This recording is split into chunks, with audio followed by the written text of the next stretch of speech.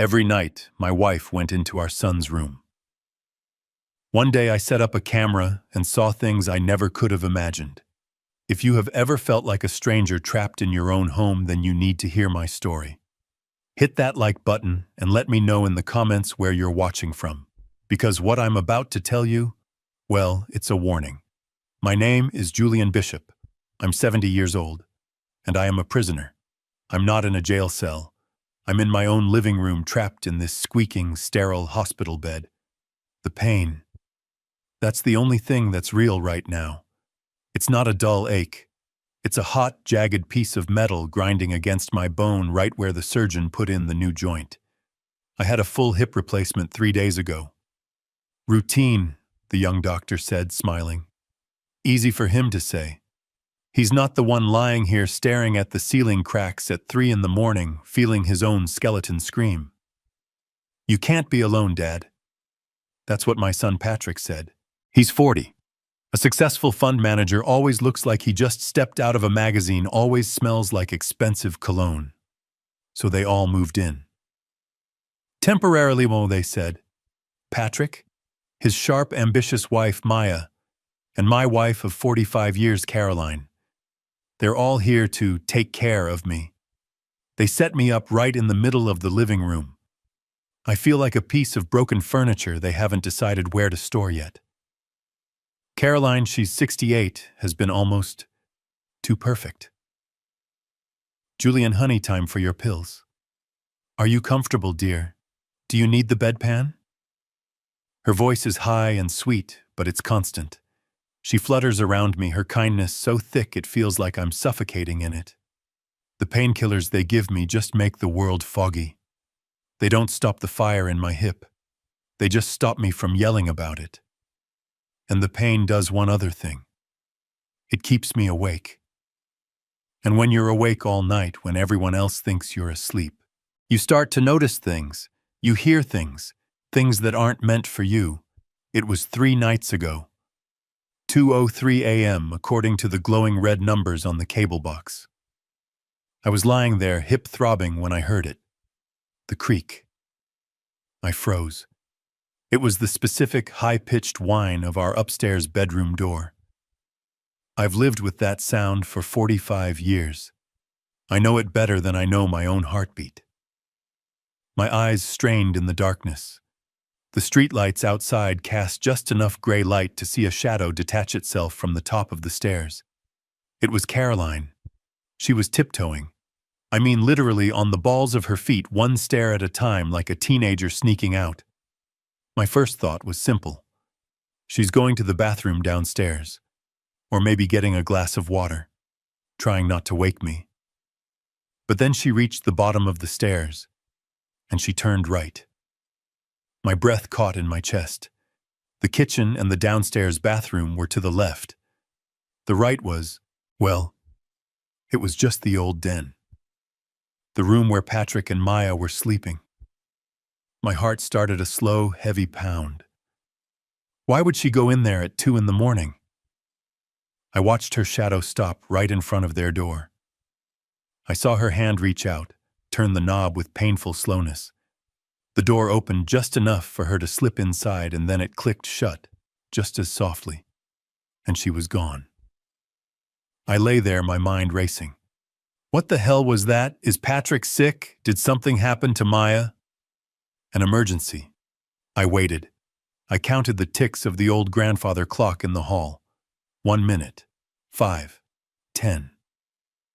At 2:18 a.m., exactly 15 minutes later, the door handle turned again. The shadow slipped back out, closed the door just as carefully, and tiptoed back up the stairs. I didn't sleep for the rest of the night. The next night I was waiting. The pain in my hip was a fiery monster, but my suspicion was sharper. I kept my eyes fixed on the staircase. 2:05 a.m. The creak, the shadow, the slow, deliberate steps down the stairs, the turn to the right, the silent opening of Patrick's door, the slip inside. My God. It wasn't an emergency. An emergency doesn't happen at the exact same time 2 nights in a row. This was something else. This was a routine, a secret. I strained my ears, holding my breath so hard my lungs burned. The house was dead quiet. And then I heard it. Whispers. I couldn't make out the words. It was too low, but it was definitely voices. A low murmur, Caroline's, and then a deeper, muffled response. Patrick's. They were in there in the dark, whispering. This time she stayed for 20 minutes.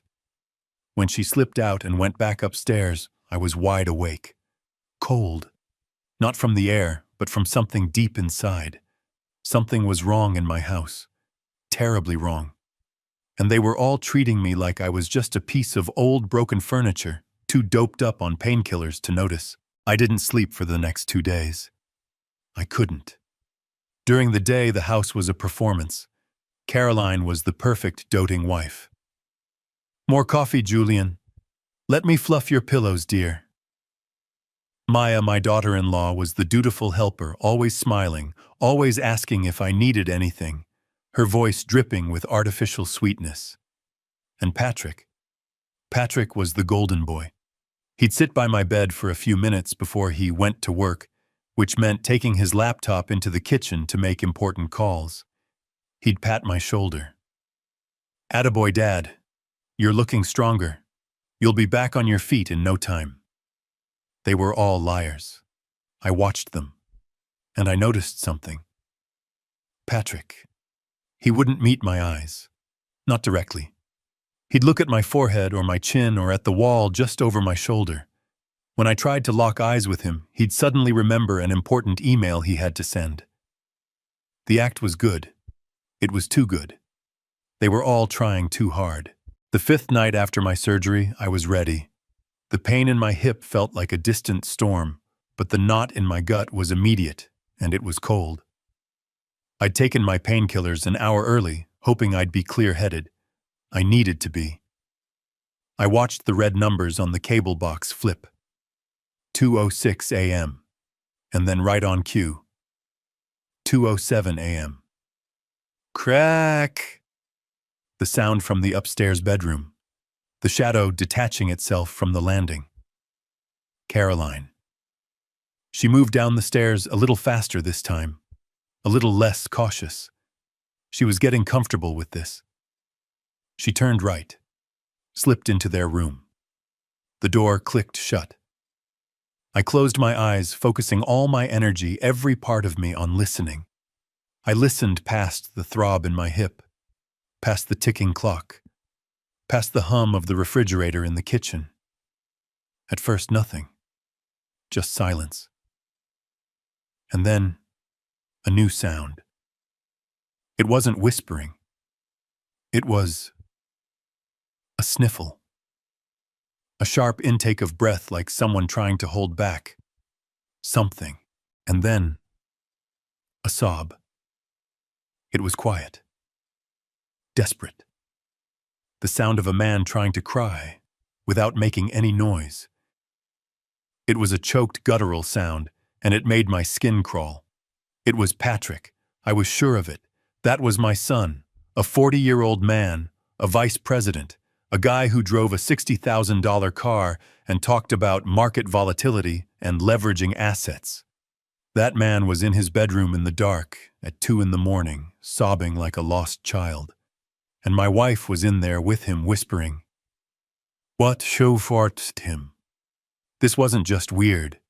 This wasn't just a secret. This was sick. Something was deeply, fundamentally broken. A man his age doesn't cry to his mommy in the middle of the night unless something is terribly wrong. What was going on in that room? What hold did she have over him? What were they hiding? I lay there, the blood turning to ice in my veins.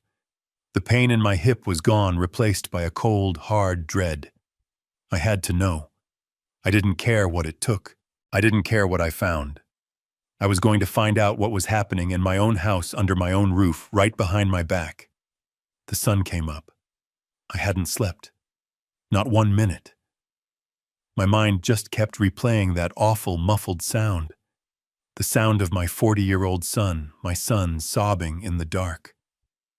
I lay there staring at the ceiling, pretending to be drowsy. I watched the morning light slowly fill the living room. At 7:30, right on schedule, I heard Caroline in the kitchen. She was humming, like it was just another beautiful Tuesday. She came over to my hospital bed holding my favorite ceramic mug. "Here you are, Julian, honey," she chirped. Her voice was all sunshine and sweetness. She leaned over to hand me the mug, the steam rising from the black coffee. I didn't reach for it. I just looked her straight in the eye. My voice came out lower than I expected, gravelly. "What were you doing in Patrick's room at 2 o'clock this morning?" The reaction was instant. It wasn't just a flinch. She jumped like I'd poked her with a hot wire. The mug slipped from her grasp. Hot black coffee splashed everywhere, all over my arm, across the clean white blankets puddling on the hardwood floor. "God, Julian," she yelped, grabbing a box of tissues from the side table. "You scared the life out of me. Look at this mess." She was flustered, dabbing frantically at the stain on the blanket, her hands shaking. She was angry at me for the spill. "What an absurd question," she snapped, still scrubbing, refusing to look at me. I waited. I didn't say another word. The silence in the room got heavy, broken only by her sharp, panicked breathing and the dabbing of the tissues. Finally, she stopped. She looked up, forcing a laugh. It was a brittle, fake sound that didn't reach her eyes. "Oh, Julian, honey."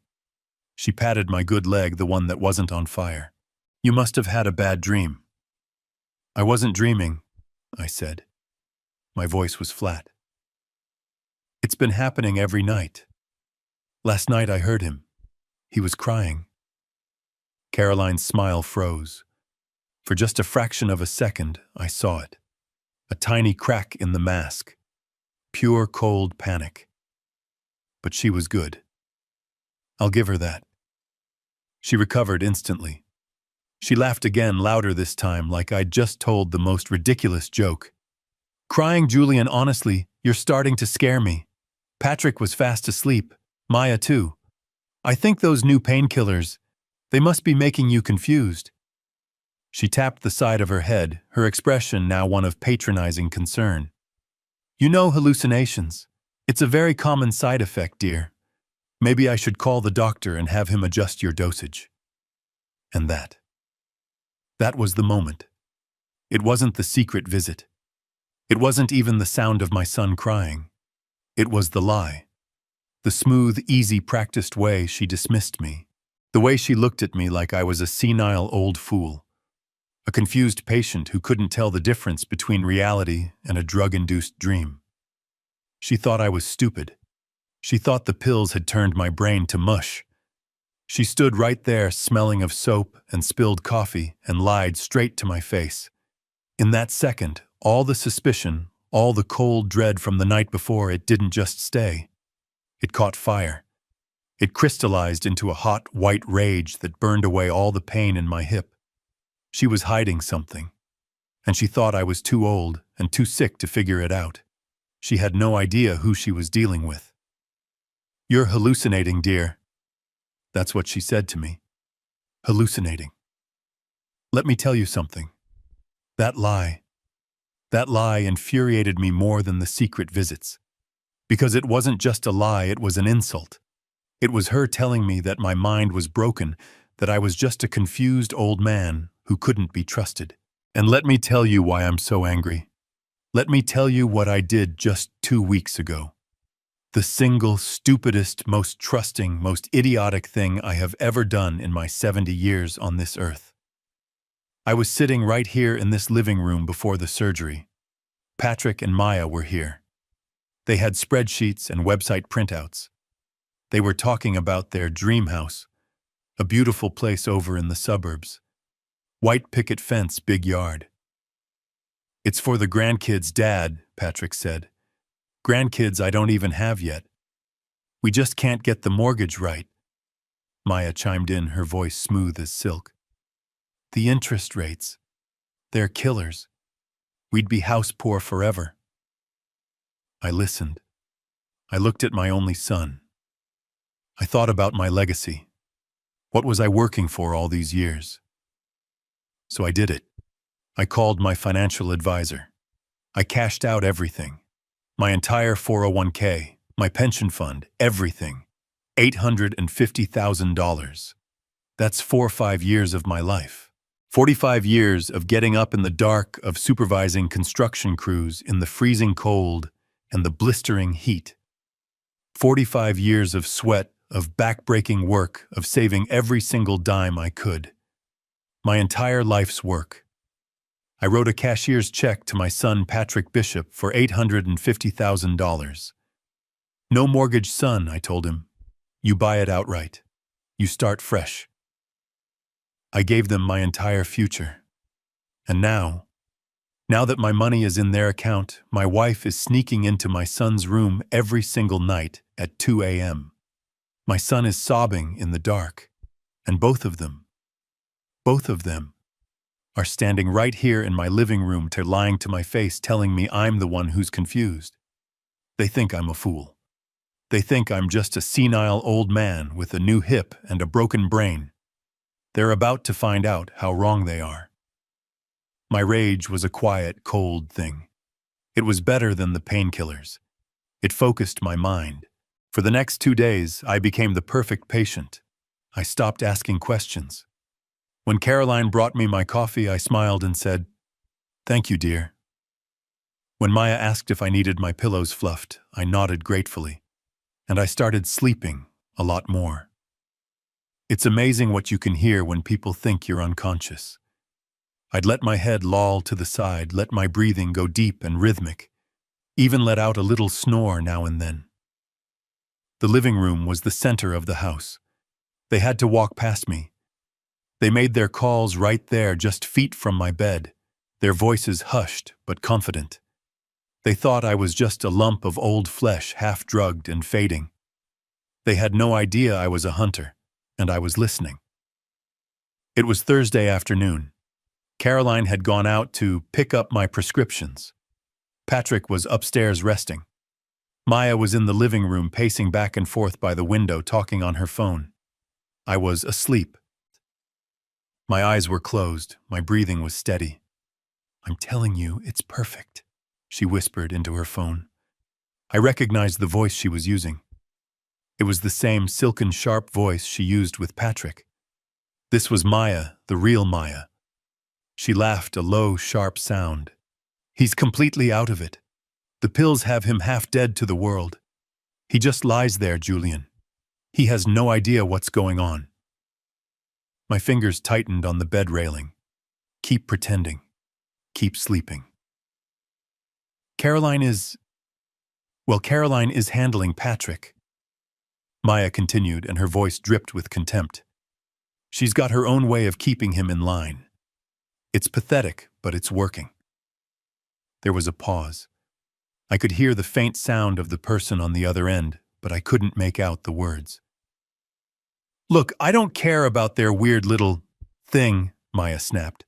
"I care about the timeline. The lawyer said the papers are ready.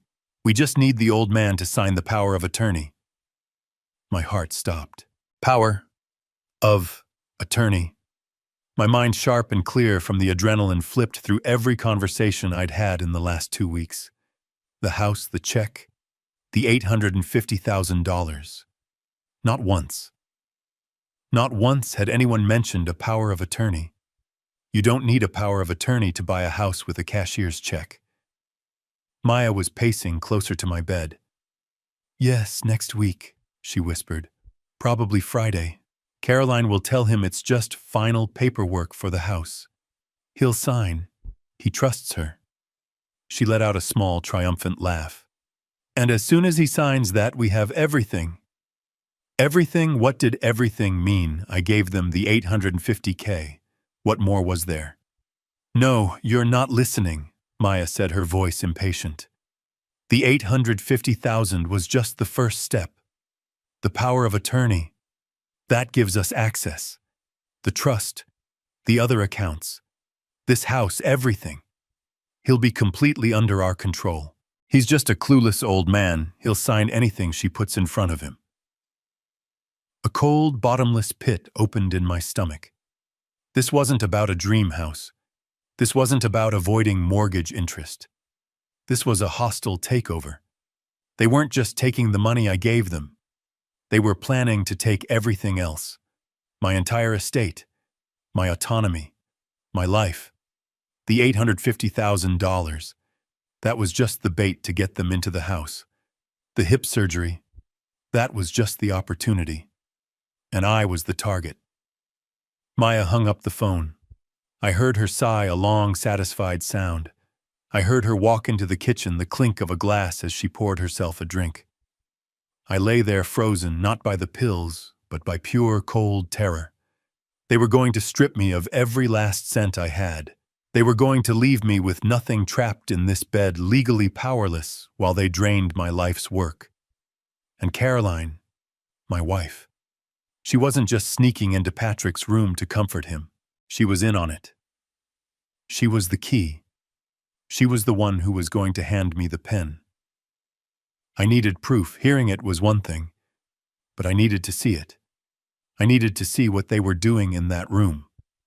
I needed to see what was really going on. My mind raced. I was trapped in this bed. I couldn't follow them. I couldn't peek through the keyhole. I was blind. Unless I could get eyes in that room. I waited for the right moment. It came the next morning. Maya had taken Patrick out to get some air. It was just me and Carolyn. The house was quiet, filled with morning sunlight. She was changing the water in a vase of flowers. They'd brought me, flowers that now seemed like a funeral arrangement. I cleared my throat, putting on my best, confused old man voice, the one she wanted to see. "Caroline, honey." I started trying to sound weak. I think my mind is a little foggy from these pills.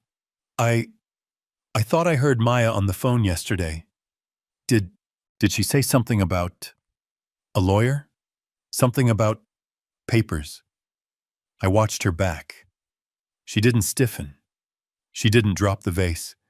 She just paused for a beat. Then she turned around, a bright, patient smile plastered on her face. The kind of smile you'd give a child who just asked a silly question. "Oh, Julian," she sighed, walking over to pat my hand. "You are in a fog, aren't you, poor thing? It's not papers. It's just paperwork."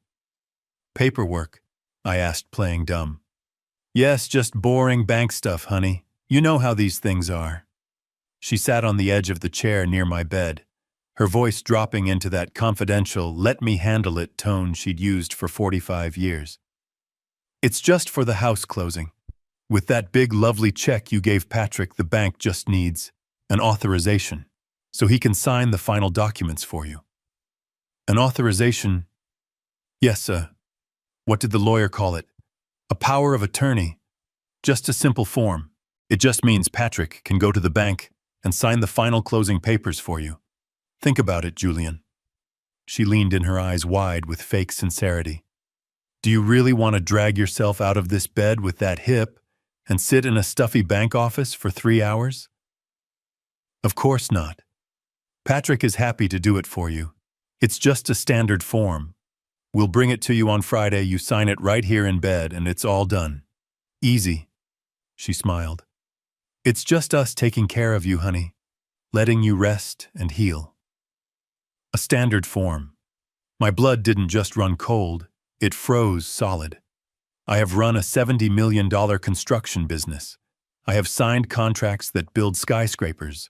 I know exactly what a power of attorney is. It is not a standard form. It is a weapon. It is a key. It's the legal document that gives one person complete control over another person's entire financial life. And she had just lied about it as easily as she breathed. She was the ringleader. This wasn't just Maya's greed or Patrick's weakness. This was Caroline, my wife. Calmly, systematically, and with a sweet smile on her face, planning to strip me of everything I owned. I looked at her, at this woman I had slept next to for almost half a century, and I realized with a clarity that cut right through the painkillers that I was completely and utterly alone. They were all in on it. I smiled back at her, a weak, tired smile. "Oh, okay, honey. That makes sense. Thank you for handling everything. You're right. I I'm just so tired." "Of course you are, dear," she said, patting my hand again. "You just rest. We'll take care of everything." I closed my eyes and she tiptoed out of the room, leaving me alone with the truth. I couldn't trust anyone. I was surrounded by enemies who were pretending to be my family. And I knew right then that I had to act. I was trapped in this bed, but I wasn't dead. If I was going to fight back, I couldn't do it with my body. I had to do it with my mind. And I needed eyes. I needed to see exactly what was happening in that room. This body, this hip, it was their prison for me. They thought I was stuck. They thought that because I couldn't walk, I couldn't act. They forgot that a construction boss, even a retired one, knows how to solve a problem. And this was a problem of logistics. I was immobile, but my mind was working just fine. I couldn't be their eyes, so I would have to buy eyes. I waited. The clueless old man they laughed about, this senile old fool. Well, this old fool built a multi-million-dollar company from blueprints and dirt, and he damn well knows how to use Amazon Prime. My chance came on Friday afternoon. "Julian, honey, we're all going out," Caroline chirped, her voice sickeningly sweet. "We need to pick up the groceries for your special diet this weekend." It was perfect. A lie, all of it, but a perfect opportunity. Maya chimed in, "And Patrick needs to stop by the bank to, check on that paperwork for you." They were all leaving, together. They thought I'd be here helpless napping. That's wonderful," I mumbled, letting my eyelids droop. "Thank you for taking such good care of me." The front door clicked shut. I heard their car start, the crunch of tires on the gravel driveway. I counted to 60. Then I moved. I threw the blankets off. The pain was immediate, a white-hot explosion in my hip. I bit down on my own hand to stop from screaming. I grabbed the handles of the hospital bed railing and hauled my 70-year-old post-op body upright. My walker was just out of reach. I lunged for it, my teeth grinding together. I got it. My den. My real office was at the other end of the house. This was my living room. It felt like a mile away. Thump, shuffle, groan. I pushed the walker. Thump, shuffle, groan. Every step sent a shockwave of agony up my spine. But the rage was a better fuel than morphine. The image of Caroline's lying face, of Maya's greedy whispers, it was all I needed. I reached my desk. I collapsed into my leather chair, panting, sweat pouring down my face. I booted up the computer. My fingers shaking, typed "spy camera" into the search bar. No, too obvious. Nanny cam. There. Hundreds of them. I found the one I needed. It looked exactly like a black USB phone charger. The kind every kid has plugged into their wall. It was perfect. Wi-Fi enabled. HD video. Night vision. I clicked. 1-day shipping. I paid the extra $25. It would be here tomorrow. Saturday. Getting back to the hospital bed was even worse. I almost didn't make it. I fell back onto the mattress, my hips screaming, just as I heard their car pull back into the driveway. I pulled the blankets up, my heart hammering, and forced my breathing to slow down, just as they walked in, their arms full of grocery bags, their faces full of fake concern. The next day, Saturday, was agony. Not just the hip, the waiting. The doorbell rang at 11 a.m. "I'll get it," Maya called out. My heart was in my throat. She walked into the living room holding the small brown Amazon box. "It's for you, Julian." "What's this?" Her voice was light, but her eyes were sharp, suspicious. I forced a weak cough. Thank God. It's It's my special cream. From, from Germany. For the, you know, the incision. The doctor said it would speed up healing. She looked at the box, then at me. I could see her calculating, but the lie was just plausible enough. She shrugged and put it on my side table right next to my bedpan. Well, I hope it works. Now for part 2, getting it in their room. I waited until 3 p.m. I pressed the call button for Caroline, so, yes, dear. I put on my most pathetic, pain-filled grimace. Caroline, the pills, they're not working. The pain, it's too much. The doctor said, he said I could take the other prescription, the stronger one, but you have to pick it up, the one at CVS.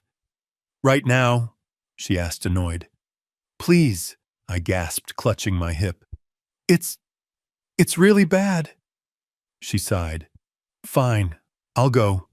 Maya Patrick, I need you to watch him. No, I said a little too loud. I softened my voice.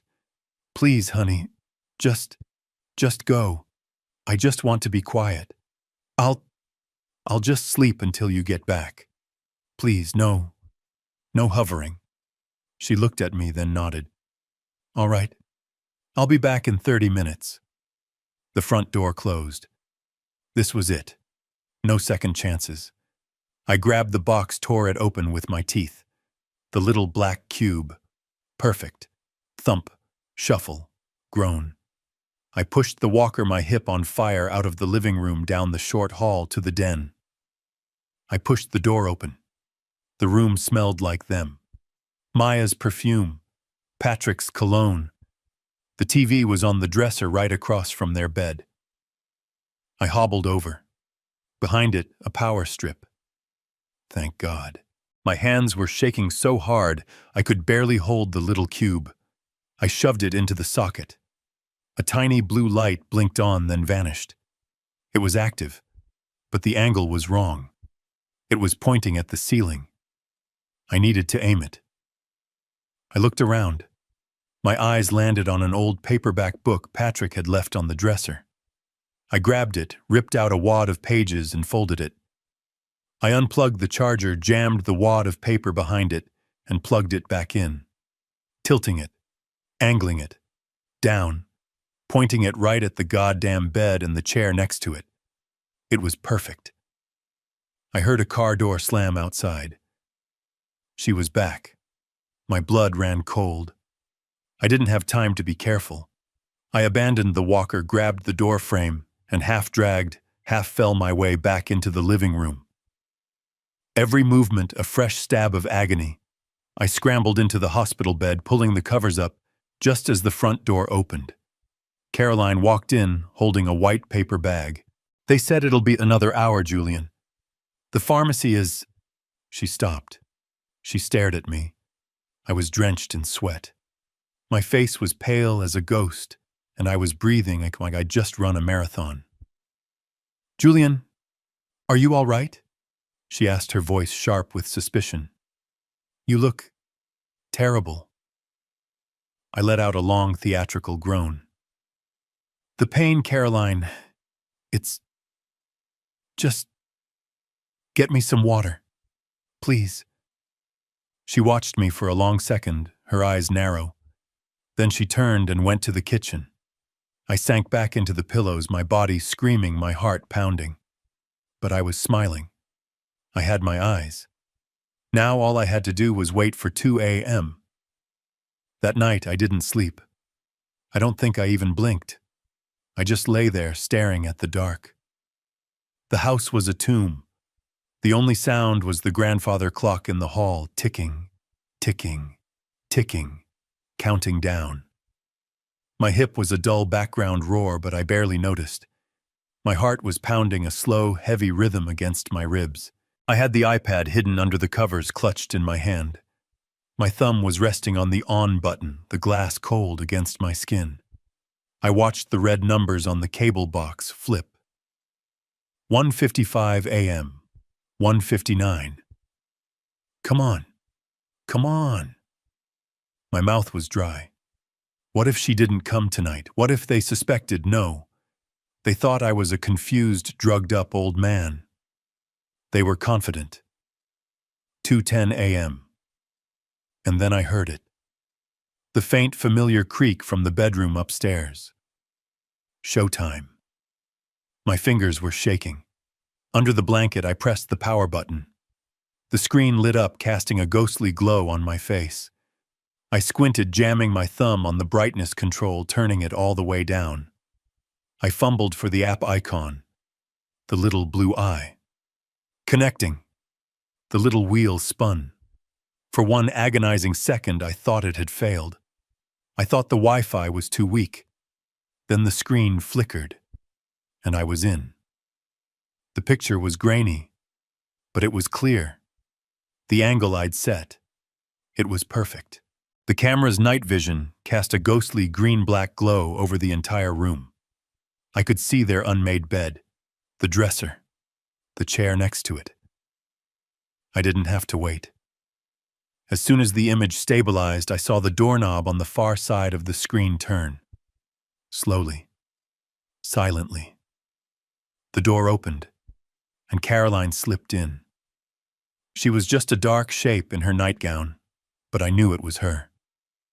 She closed the door behind her with a soft, final click. I held my breath. I expected to see Patrick asleep in the bed. I expected Caroline to, I don't know, rifle through his drawers, look for something. But Patrick wasn't in the bed. He was standing. He was standing by the window, his back to the door. And he wasn't sleeping. He was vibrating. He was pacing. No, not pacing. He was prowling. 3 steps turn, 3 steps turn. He was wearing just a t-shirt and boxers. His hair was matted to his forehead. It was dark with sweat. Even in the blurry night vision, I could see it. He was trembling. His hands were clenched into white-knuckled fists at his sides, shaking. He looked sick. He looked like a cornered animal. My son, my golden boy, my 40-year-old vice president. He looked like a goddamn addict. Caroline just stood there by the door, a still dark shadow, watching him pace.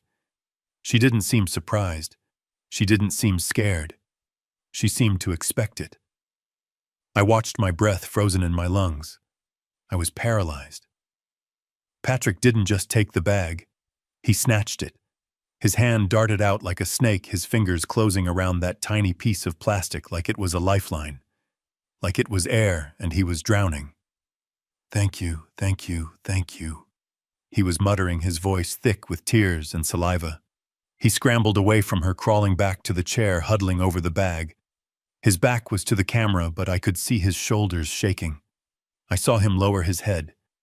I saw his hand move to his face. I saw him use it, right there, inhaling it, snorting the poison his own mother had just delivered. My stomach heaved. I clamped my hand over my mouth, bile rising in my throat. I was going to be sick right there in the hospital bed. I was watching my son. My son. On the screen, Patrick's body went rigid. He let out a long, shuddering sigh that sounded like the air being released from a punctured tire. And then, he went still. The shaking stopped. The violent, uncontrollable tremors that had been racking his body, they just stopped. He slowly sat up in the chair. He wiped his nose on the sleeve of his t-shirt. He scrubbed his hands over his face. When he dropped them, he was a different person. The wild animal was gone. The desperate, cornered man had vanished. He was just calm. His eyes were heavy. His body was relaxed. He looked up, not at the camera, but at his mother. "You're a lifesaver, Mom," he said. His voice was no longer high and cracked. It was low, slurred, and heavy. "I know," Carolyn said. Her voice was still like ice. "And you know what you have to do to keep getting this, don't you?" Patrick nodded his head, lolling slightly. Yeah, I know," Friday. The papers. The old man. Good, she said. She watched him for another long second, her face unreadable. Now, go to sleep. You look like hell. She turned, walked to the door, opened it, and slipped out as easily as if she'd just delivered a glass of milk. I stared at the screen. At my son, who was now slumping in the chair, a faint, stupid smile on his face, his eyes half closed. My God. It wasn't just a plan. It was leverage.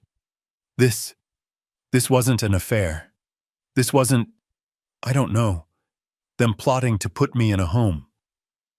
This was heroin, or cocaine, or fentanyl. It was drugs, my wife, Caroline, the woman who ran the church bake sale, the woman who organized the neighborhood watch committee. She wasn't just giving my son drugs. She was his supplier. She was dealing to our son.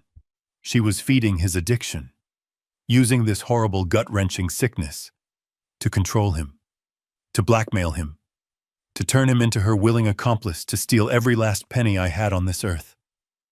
I felt the bile rise in my throat. I was going to be sick. The woman I had married, the woman I had spent my life with, she was a monster. She was a goddamn monster. I stared at the iPad, my hand shaking so hard the image blurred.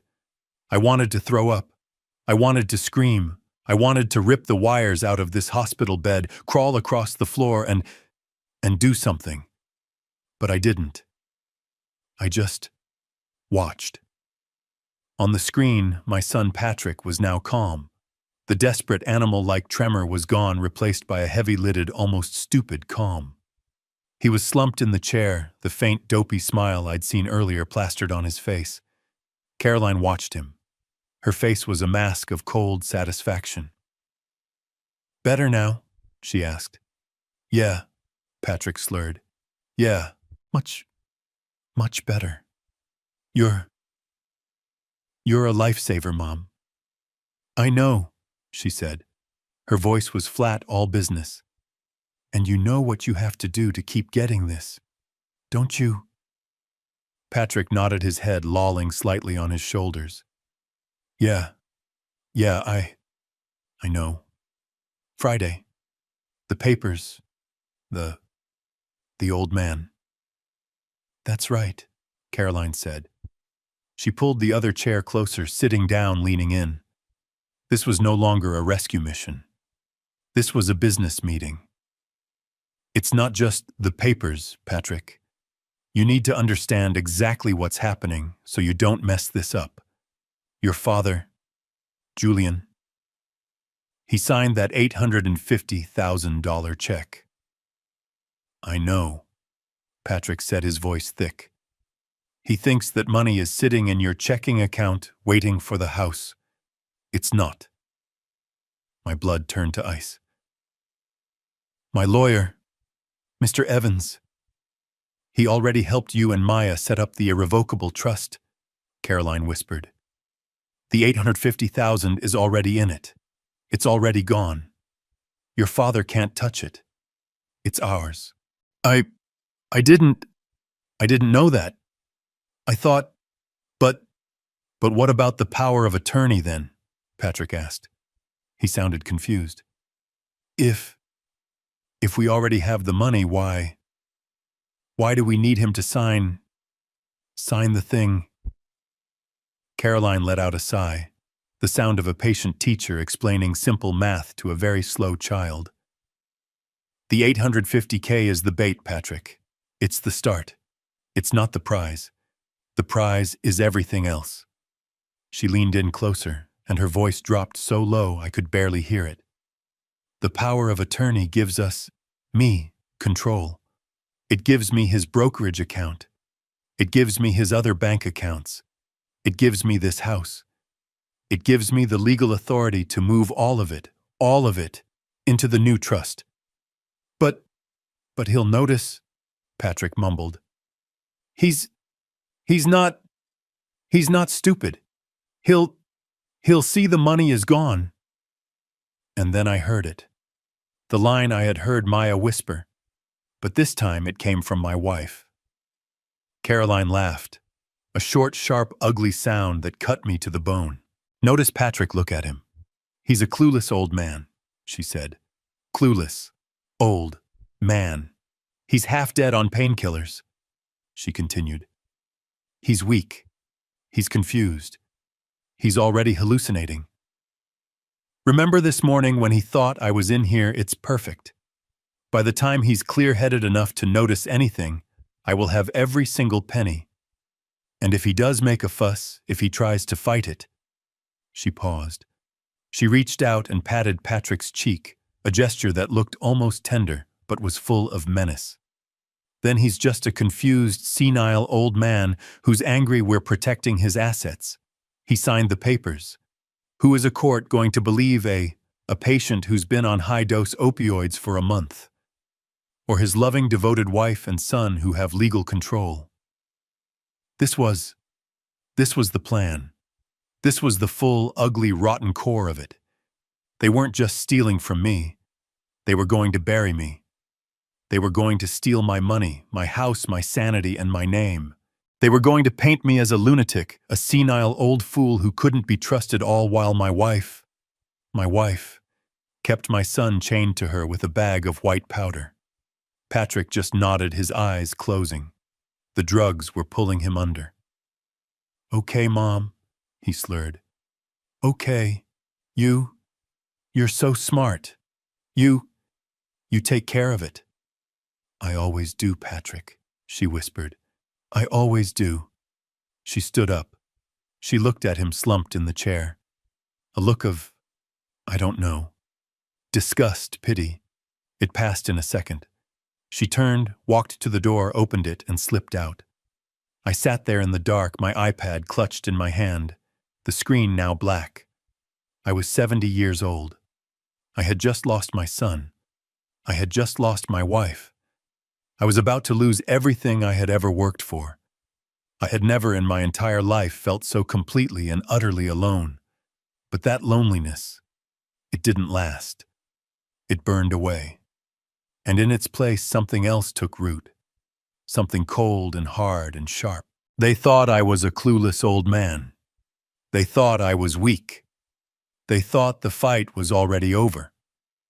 I was a construction boss. I'd spent my life dealing with liars, with cheats, with contractors who tried to cut corners. This was just the biggest con of my life, and I'll be damned if I let them win.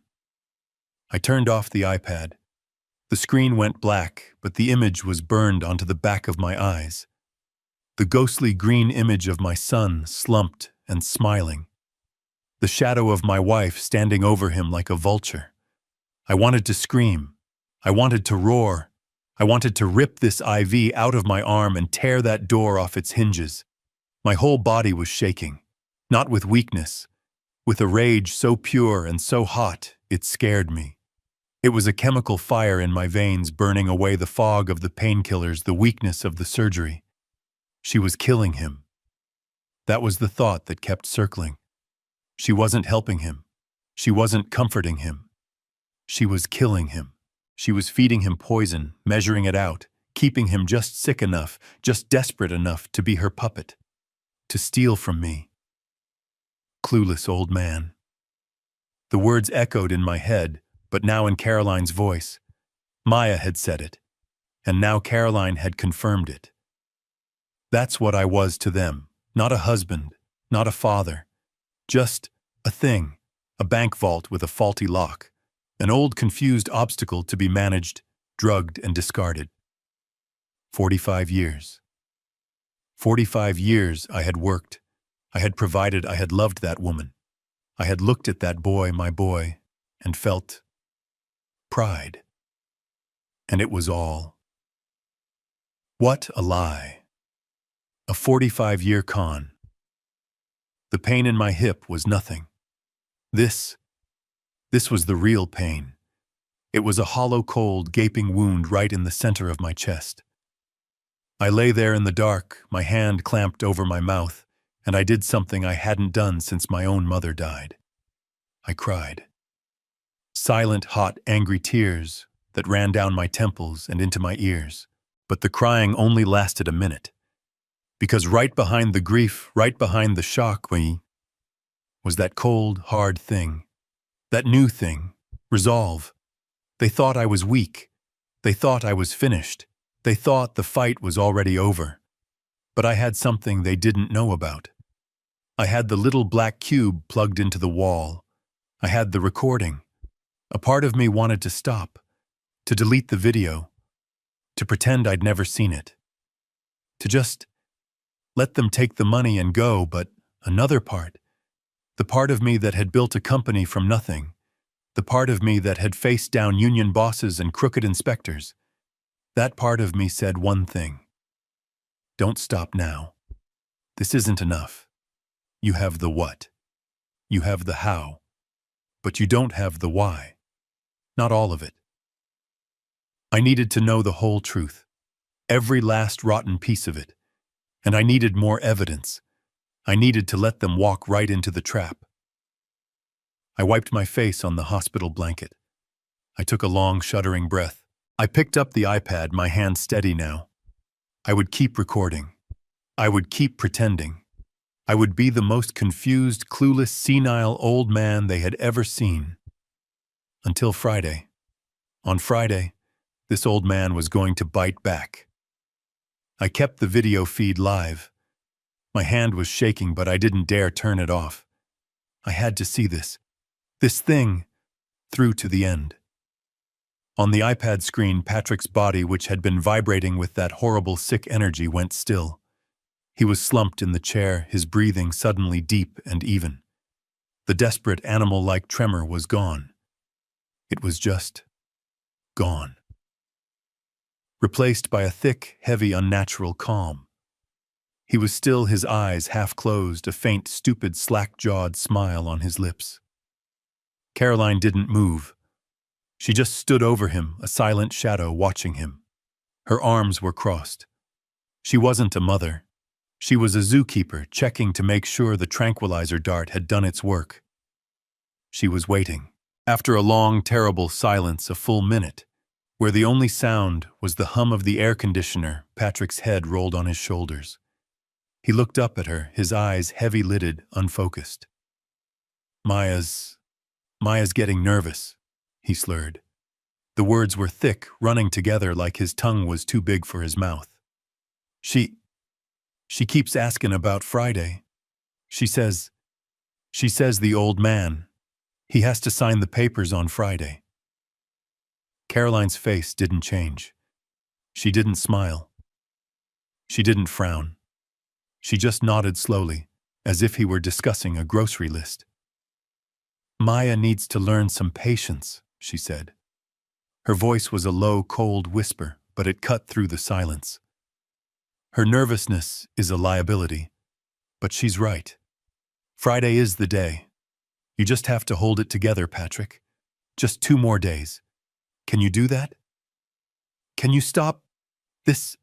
She gestured to his slumped form with disgust, and be a big boy for 2 more days. Yeah, he mumbled, his eyes fluttering. Yeah, Mom, I can do it. I feel good now. What happens Friday? What's the plan again? The plan? Caroline said, pulling the other chair from the desk and sitting down right in front of him, is simple. I will take the papers to your father, right there in his bed. He'll be in pain. He'll be foggy from the pills. He'll be weak. And I will tell him it's just bank forms for the house. And he will sign them. He will sign the power of attorney. She leaned in, and I felt a chill run right through my shattered hip, a cold that had nothing to do with the night air.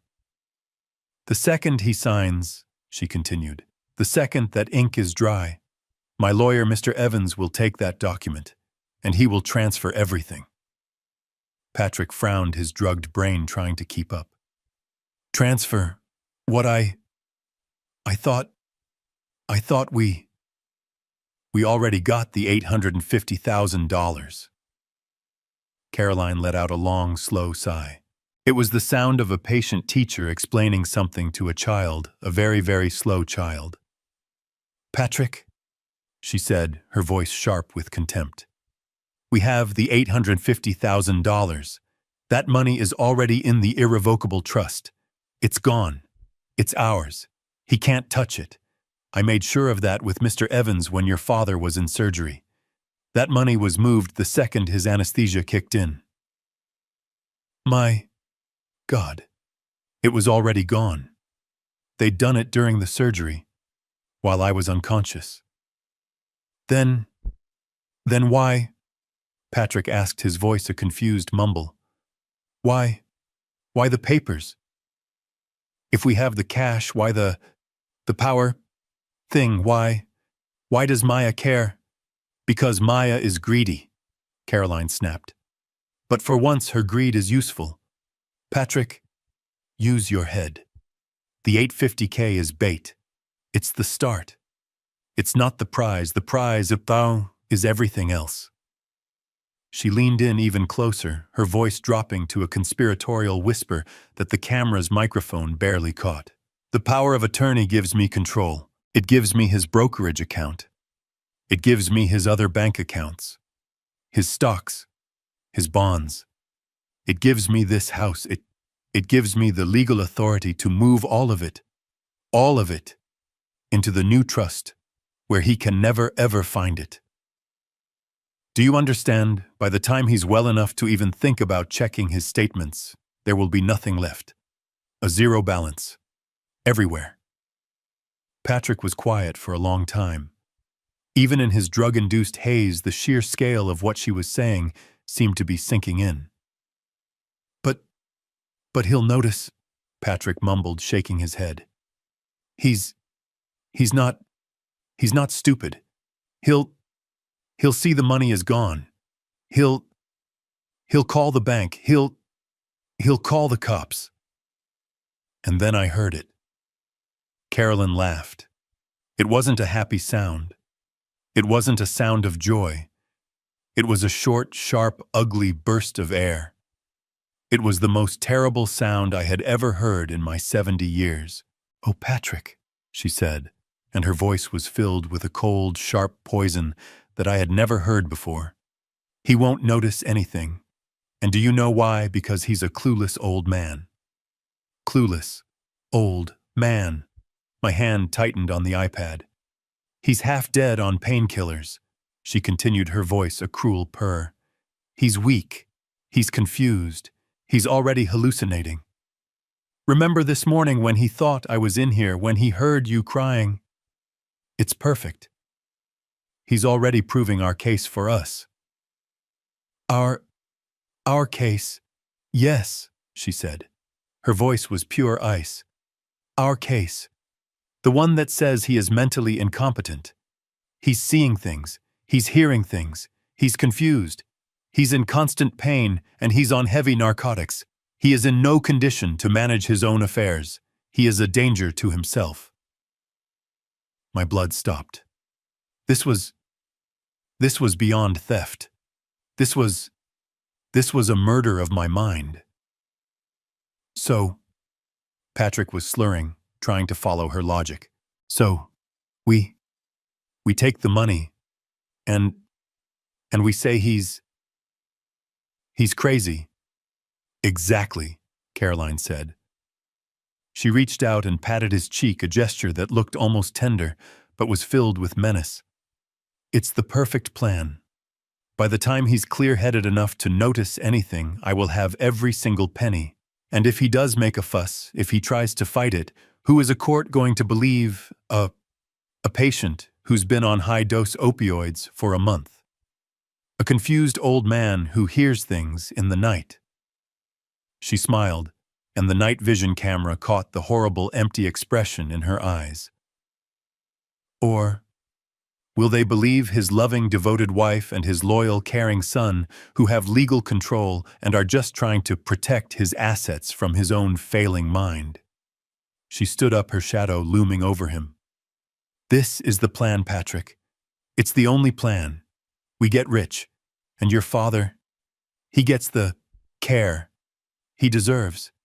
He'll be comfortable, but he'll be quiet, and he'll be powerless. Patrick just nodded, his eyes closing. The drugs were pulling him under. Okay, Mom, he slurred. Okay. You're so smart.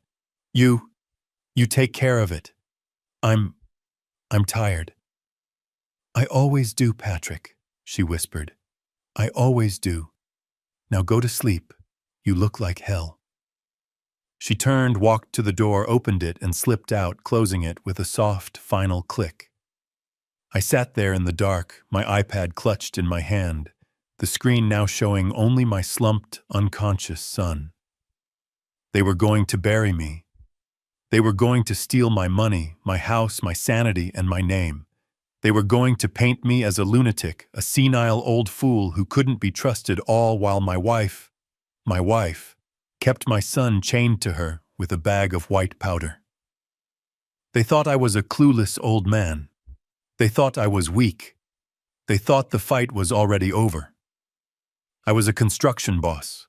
I'd spent my life dealing with liars, with cheats, with contractors who tried to cut corners. This was just the biggest con of my life, and I'll be damned if I let them win. Our case, Patrick slurred, his brain slowly catching up. The case that says he's crazy. Exactly, Caroline said. Her voice was pure ice. The case that says he is mentally incompetent. He's seeing things. He's hearing things. He's confused. He's in constant pain, and he's on heavy narcotics. He is in no condition to manage his own affairs. He is a danger to himself. My blood stopped. This was beyond theft. This was a murder of my mind. So, she continued, by the time he's clear-headed enough to notice anything, I will have every single penny. And if he does make a fuss, if he tries to fight it. She reached out and patted Patrick's cheek, a gesture that looked almost tender, but was filled with menace. Who is a court going to believe a patient who's been on high-dose opioids for a month? A confused old man who hears things in the night? She smiled, and the night vision camera caught the horrible, empty expression in her eyes. Or will they believe his loving, devoted wife and his loyal, caring son who have legal control and are just trying to protect his assets from his own failing mind? She stood up, her shadow looming over him. This is the plan, Patrick. It's the only plan. We get rich. And your father, he gets the care he deserves. He'll be comfortable, but he'll be quiet, and he'll be powerless. He signed the papers. He's just a clueless old man who gave everything to his loving son. It's a sad story, but it's a believable one. Patrick just nodded, his eyes closing. The drugs were pulling him under. Okay, Mom, he slurred. Okay. You're so smart. You take care of it. I'm tired. I always do, Patrick, she whispered. I always do. Now go to sleep. You look like hell. She turned, walked to the door, opened it, and slipped out, closing it with a soft, final click. I sat there in the dark, my iPad clutched in my hand, the screen now showing only my slumped, unconscious son. The whole picture. It clicked into place. All the pieces. The $850,000. It was never for a house. The house was a lie. A ghost. A story to tell the old man to get him to open the vault. My hip surgery. It wasn't a setback for them. It was their opportunity. It was the event that put me in this bed, that put me on these drugs, that made me vulnerable. The move-in, the care, the sweet voices, the constant check-ins, the fluffing of my pillows. It was all an act. It wasn't care. It was surveillance. It was them making sure the poison was working, making sure I was weak, making sure I was ready for the slaughter. And Patrick. my son. He wasn't just a greedy accomplice. He was a victim too. He was a puppet, chained to my wife, to his mother, by a sickness she was actively feeding. She wasn't helping him. She was using his addiction. She was his dealer, keeping him just sick enough, just desperate enough to do exactly what she wanted. To cry on cue, to lie on cue, to help her destroy his own father. The $850,000 was gone. The new plan was to take everything else. And Plan B was to destroy my mind, to tell the world I was insane, to lock me away inside my own life. It was all a lie. The whole thing. My loving wife, my successful son, my happy retirement. It was all a goddamn lie. I didn't sleep. The rest of the night, I just stared at the ceiling. The rage kept me warm. It kept me sharp. The clueless old man was gone. The confused patient was gone. The man lying in this hospital bed was Julian Bishop, the man who built a $70 million company out of mud and rebar, and he was wide awake. The sun came up. The house started to stir. I heard the shower upstairs. I heard the clink of coffee cups in the kitchen. I heard her. Caroline. She was humming like it was just another beautiful Saturday morning. They thought I was asleep. They always let me sleep in. They thought the old man was knocked out by his pills. At exactly 7 a.m., I heard Caroline tell Maya she was going upstairs to take a shower. I heard Maya turn on the TV in the kitchen. This was my window.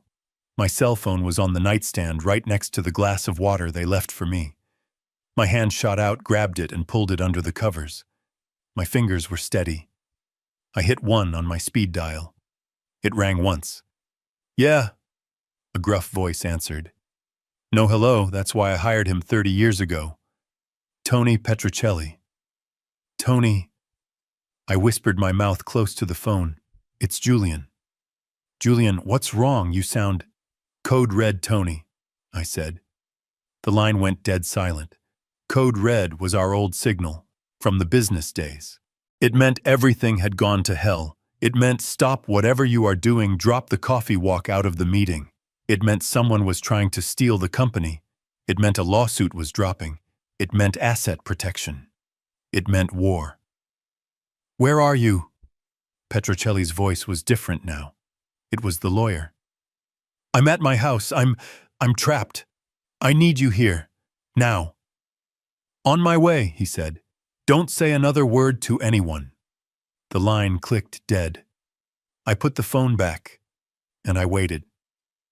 It was the longest hour of my life. I lay there pretending to sleep, my body rigid.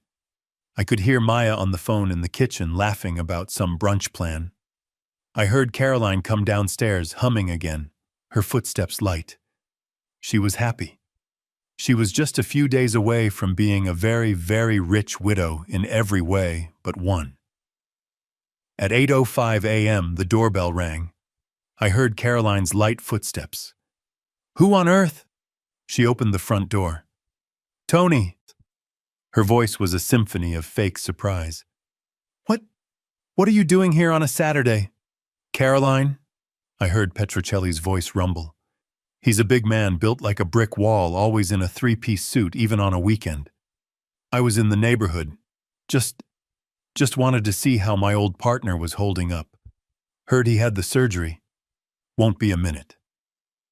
"Oh," Caroline said. She couldn't say no. "He was my oldest friend. He was my lawyer." "Of course, come in. He's resting. He's very confused, you know, the pills." "I know how it is, bon," Petrocelli said, walking in. I saw him. His face was a mask of polite concern, but his eyes were scanning, looking at me, looking at the setup. "Tony," I said, my voice weak, is that you?" "Hey, Julian," he said, walking over. "Just came to see the wounded soldier." "Tony, I need to use the..." The bathroom, I said, my voice cracking with fake pain. And this hip. I can't. Can you help me, Caroline? You rest. Let Tony help me. Caroline's eyes narrowed, just for a second. She didn't like this. She didn't like anything she couldn't control. But what could she say? Of course, Julian Petrocelli said, all concern. He moved the walker over. Let's get you up, old friend. He helped me out of the bed. The pain was real, a white-hot spike, but I barely felt it. I leaned on him. He was solid rock. We hobbled step by painful step into the downstairs bathroom. The one I knew had a lock. I got inside. He followed. I pointed at the door. He locked it. I pointed at the ventilation fan. He turned it on. The roar of the fan filled the tiny room. We were alone. Secure. What is it, Julian? He said, his voice low. What's code red? I didn't say anything. I just reached into the pocket of the robe he had helped me put on. I pulled out the iPad. His eyebrows shot up. What's this? You're not here about my hip, I said. My voice was no longer weak. It was cold. You're here for this. I need you to watch. You need to watch all of it. I hit play. I showed him the file from last night. Tony Petrocelli is a 60-year-old man. He's the toughest divorce and corporate lawyer in the state. He's seen men cry. He's seen wives lie. He's seen partners steal millions. I've seen him destroy people on the witness stand without breaking a sweat. He stood there in my bathroom under the humming fan, and he watched. I watched him.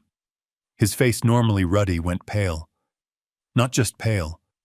It went a chalky, sick, grayish white. His jaw tightened. He held the iPad and his big solid hands started to shake. He watched Caroline hand over the bag. He watched Patrick inhale the powder. He watched my son slump. Then he listened. He listened to the whole conversation. He heard clueless old man. He heard irrevocable trust. He heard mentally incompetent. And when the video finished, he just stared at the black screen for a long, long time. He turned slowly and looked at me. His eyes were dark. My God, Julian, he whispered. My God. She's not just stealing from you. She's trying to bury you. I know, I said. He looked at the door, then back at me. He was no longer a friend. He was a weapon. What do you want me to do? I looked him straight in the eye. I want you to burn them to the ground. Petrocelli's face was white. He just stared at the black screen, his knuckles white on the iPad. He looked at me, then at the locked bathroom door, then back at me. The humming of the fan was the only sound. My God, Julian, he whispered. My God. She's not just stealing from you. She's trying to bury you. I know, I said. He didn't hesitate. He was no longer my golf buddy. He was a general. All right, he said, his voice hard. Here's what happens now. 1, we stop the bleeding. 2, we gather the rest of the intel. 3, we set the trap. And you get to be the bait. What do I do? You get back in that goddamn bed, he said, his voice a low growl. You are the sickest, most confused, most clueless old man they have ever seen. You are in pain. You are foggy. You do not let them know, not a flicker, not a glance. These people are desperate. Your wife is leveraging a drug addict. They are dangerous. Do you understand me? You do nothing until I tell you. I nodded. They're planning it for next Friday. The power of attorney. It won't matter, Petrocelli said, because by the time they hand you that pen, there won't be anything left for them to take. He unlocked the fan. He unlocked the door. He put his arm around me, all friendly concern again. "Let's get you back to bed, Julian. You look like you're about to pass out." The walk back was a performance. I leaned on him, groaning. Caroline was standing in the kitchen doorway, her arms crossed, her eyes narrow. She was suspicious. "Is everything all right, Tony?" she asked, her voice tight. "You were in there a while." Petrocelli didn't miss a beat. He eased me onto the bed, his face a perfect mask of grim concern. He's just in a lot of pain, Caroline. To be honest, he's a little confused." My God, he was good. He was using their own words against them. He got a little emotional," Petrocelli continued, patting my shoulder. "We were just talking about the old days. I think the pills are really hitting him hard. I'm going to head out. Let him rest. He's not himself." "I know," Caroline said, her face instantly relaxing, the suspicion replaced by that fake, patronizing sympathy. "I've been telling him that. He gets these ideas. Thank you for coming by, Tony." "Of course," Petrocelli said. He walked to the door, then turned back and looked at me. It was a look that said, "Stay strong. Hold the line. Feel better, old friend." And he was gone. I lay there, my heart hammering. I was alone with them again. The monsters. Caroline was humming in the kitchen. Maya was laughing at something on her phone. They had no idea. The air was electric. I knew Petrocelli was walking to his car. I knew he was sitting in that big black Mercedes of his parked just down the street. My phone lying on the nightstand buzzed. I glanced at it. A text from Petrocelli. "Call is happening now. Do not react." This was it. My whole body went rigid. I tried to breathe. I tried to look asleep. I could just picture him. Tony Petrocelli doesn't call a 1-800 number. He has the private cell phone number of Mark Jenkins, the president of the bank's entire state operation, the man he plays golf with every other Thursday. I could hear the conversation in my head. "Mark, it's Tony Petrocelli." "Tony, what's up? You playing this weekend?" "No, I'm calling about a client, a friend, Julian Bishop. I'm sitting in my car outside his house right now.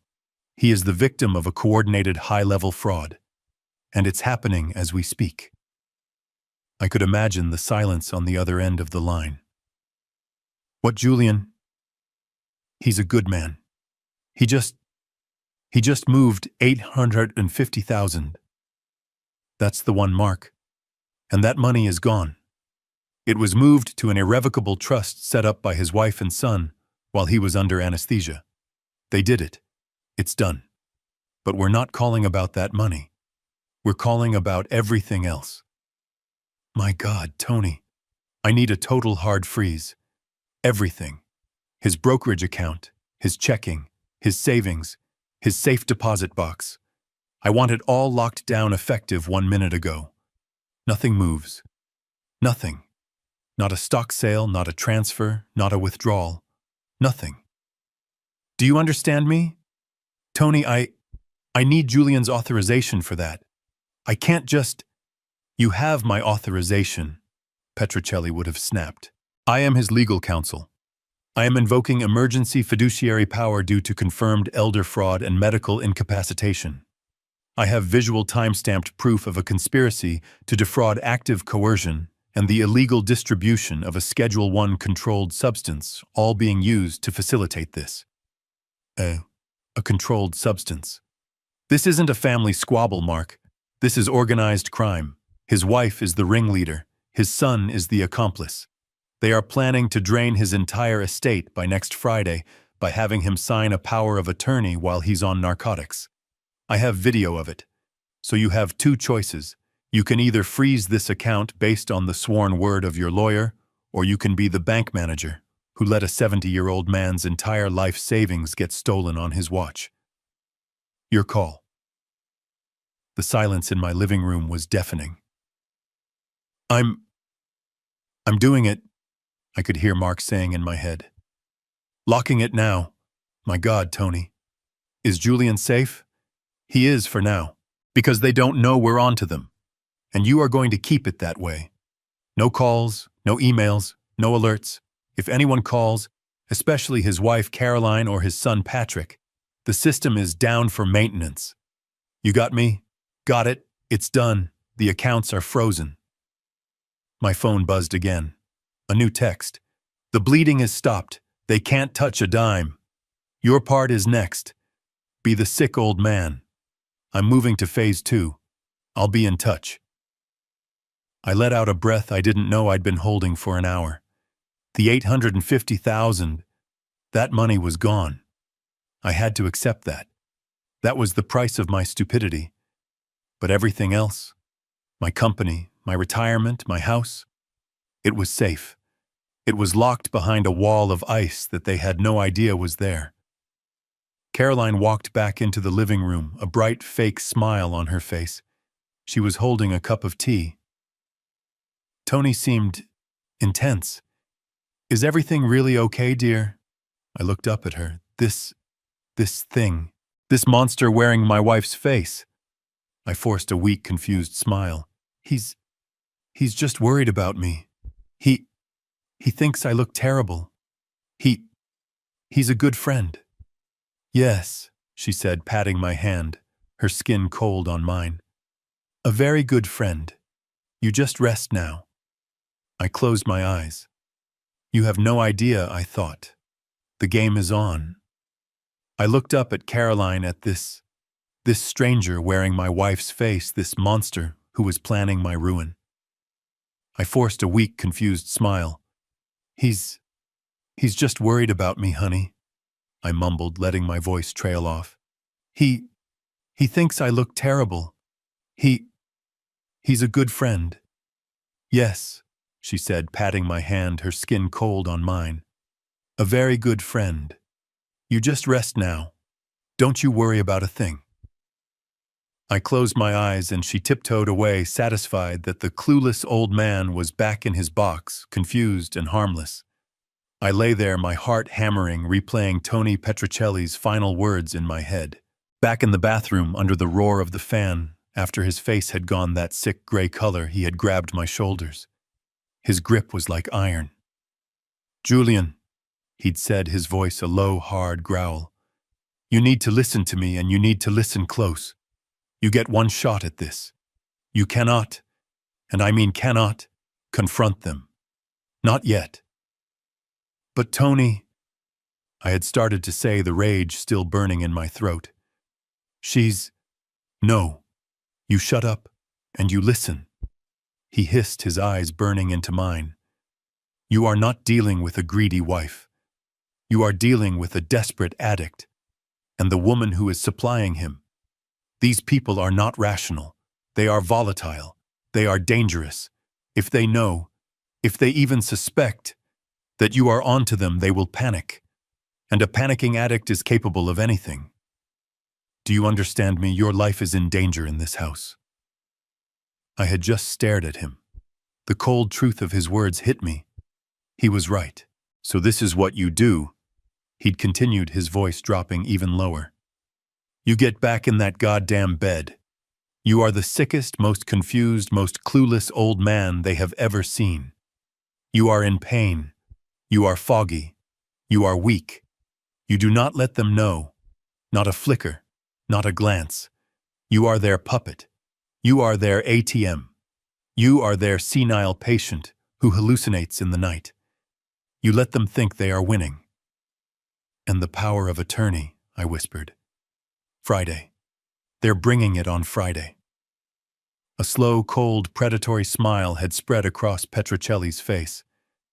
Good, he'd said. Perfect. Let them. Let them bring their little piece of paper. Let them walk right up to the finish line. Let them think their plan is working perfectly. Let them get comfortable.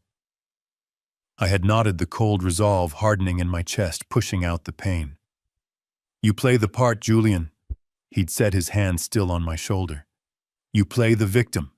You let them think they're winning. And I I will take care of everything else. I opened my eyes. Caroline was in the kitchen humming again. That goddamn humming. She thought she was in control. She thought she was just days away from victory. I closed my eyes again, and for the first time in a week, I almost smiled. The game was on. The next 48 hours. Saturday afternoon, all day Sunday. It was the hardest performance of my life. I was no longer Julian Bishop, retired construction boss. I was an actor.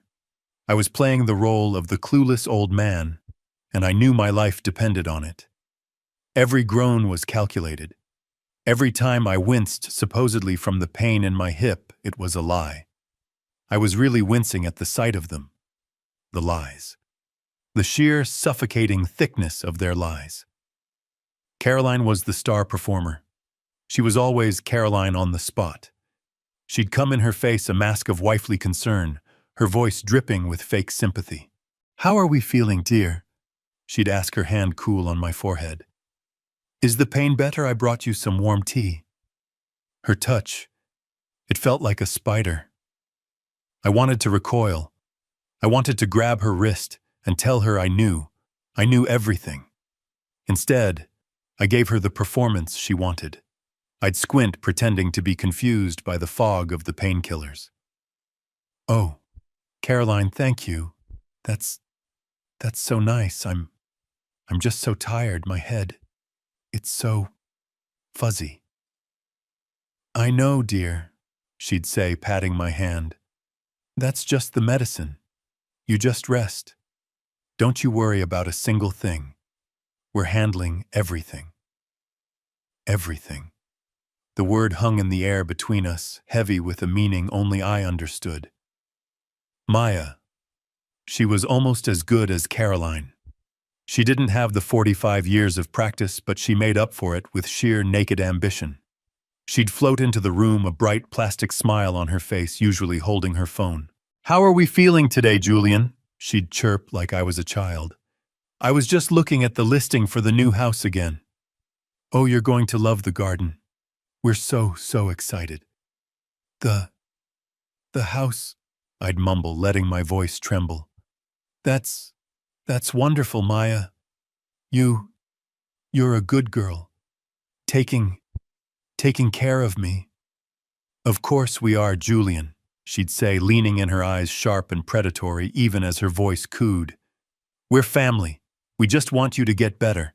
And don't you worry your head about that boring paperwork.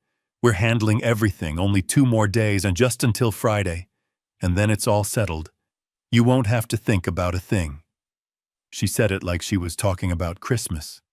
She was counting down the hours until she could rob me blind, and I was supposed to thank her for it. I just nodded, my eyes half closed. "Friday. Oh, good. That's good. I'm just so tired of all this thinking." "I know," she'd say, squeezing my arm. "And you don't have to. We'll take care of all the thinking for you." I wanted to grab her by the throat. I wanted to show her the video and watch that plastic smile melt off her face.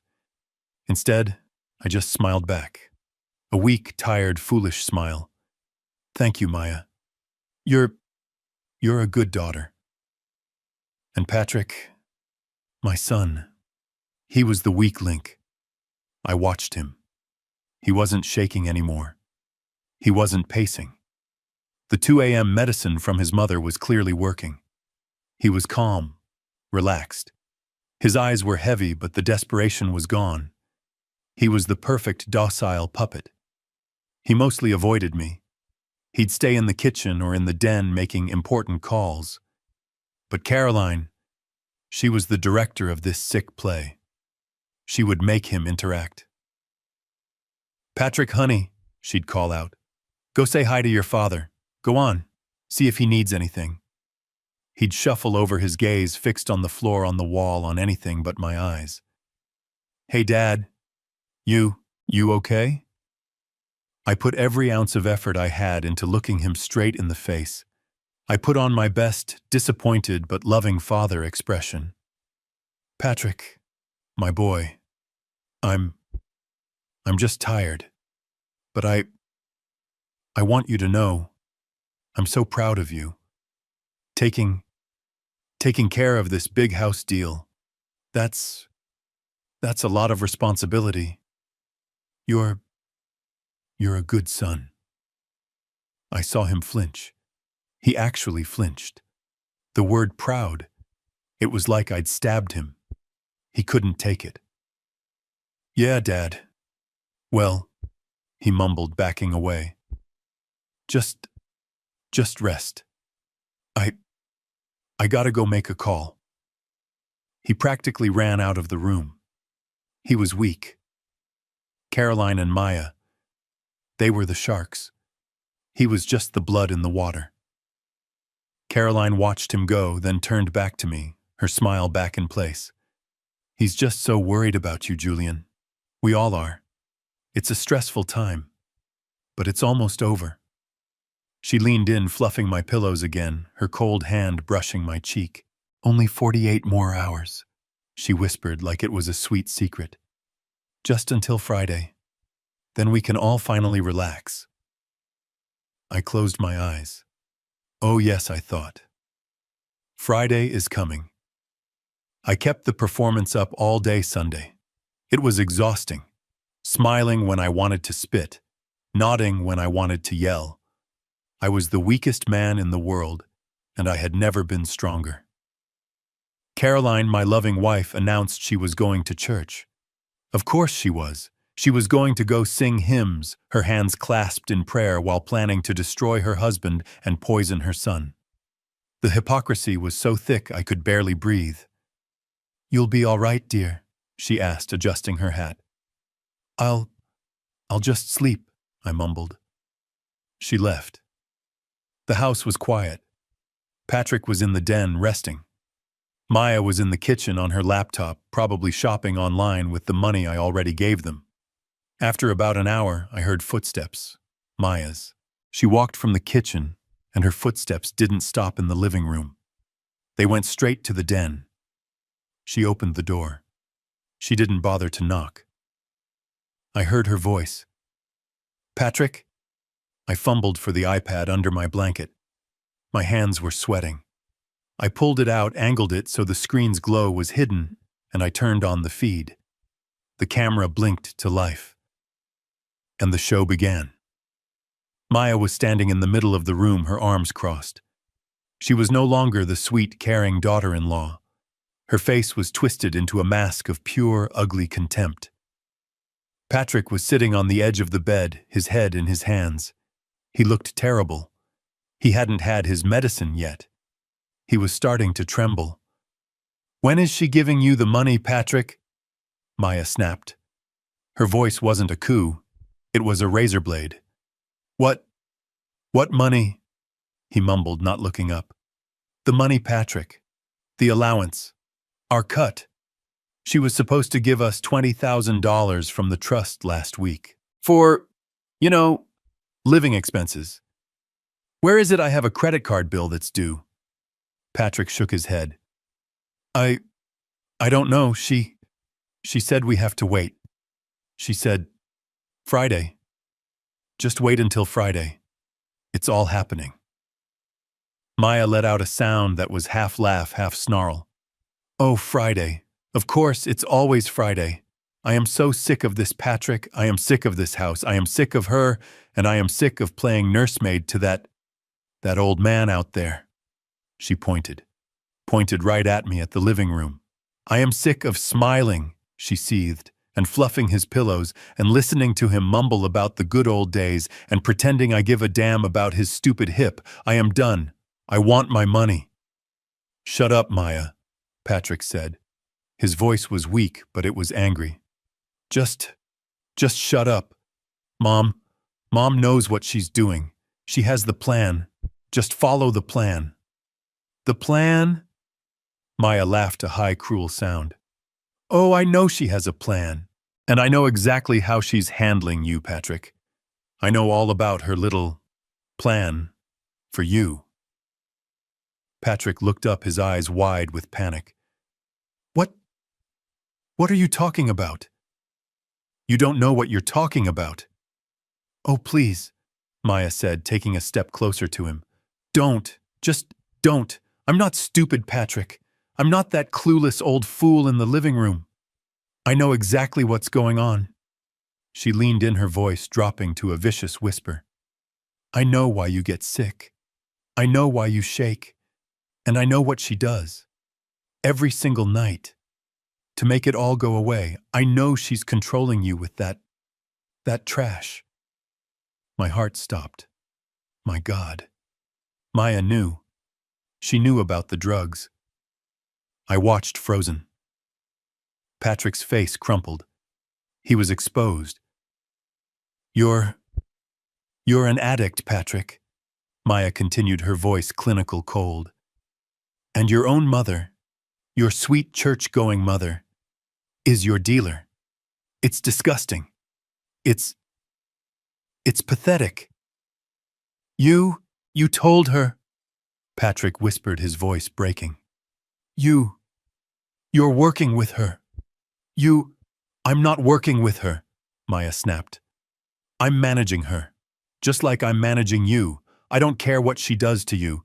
I don't care what you put up your nose. You can be her little puppet all you want. You can let her destroy you. I don't care. She poked him in the chest, hard. You just endure it. You put up with her.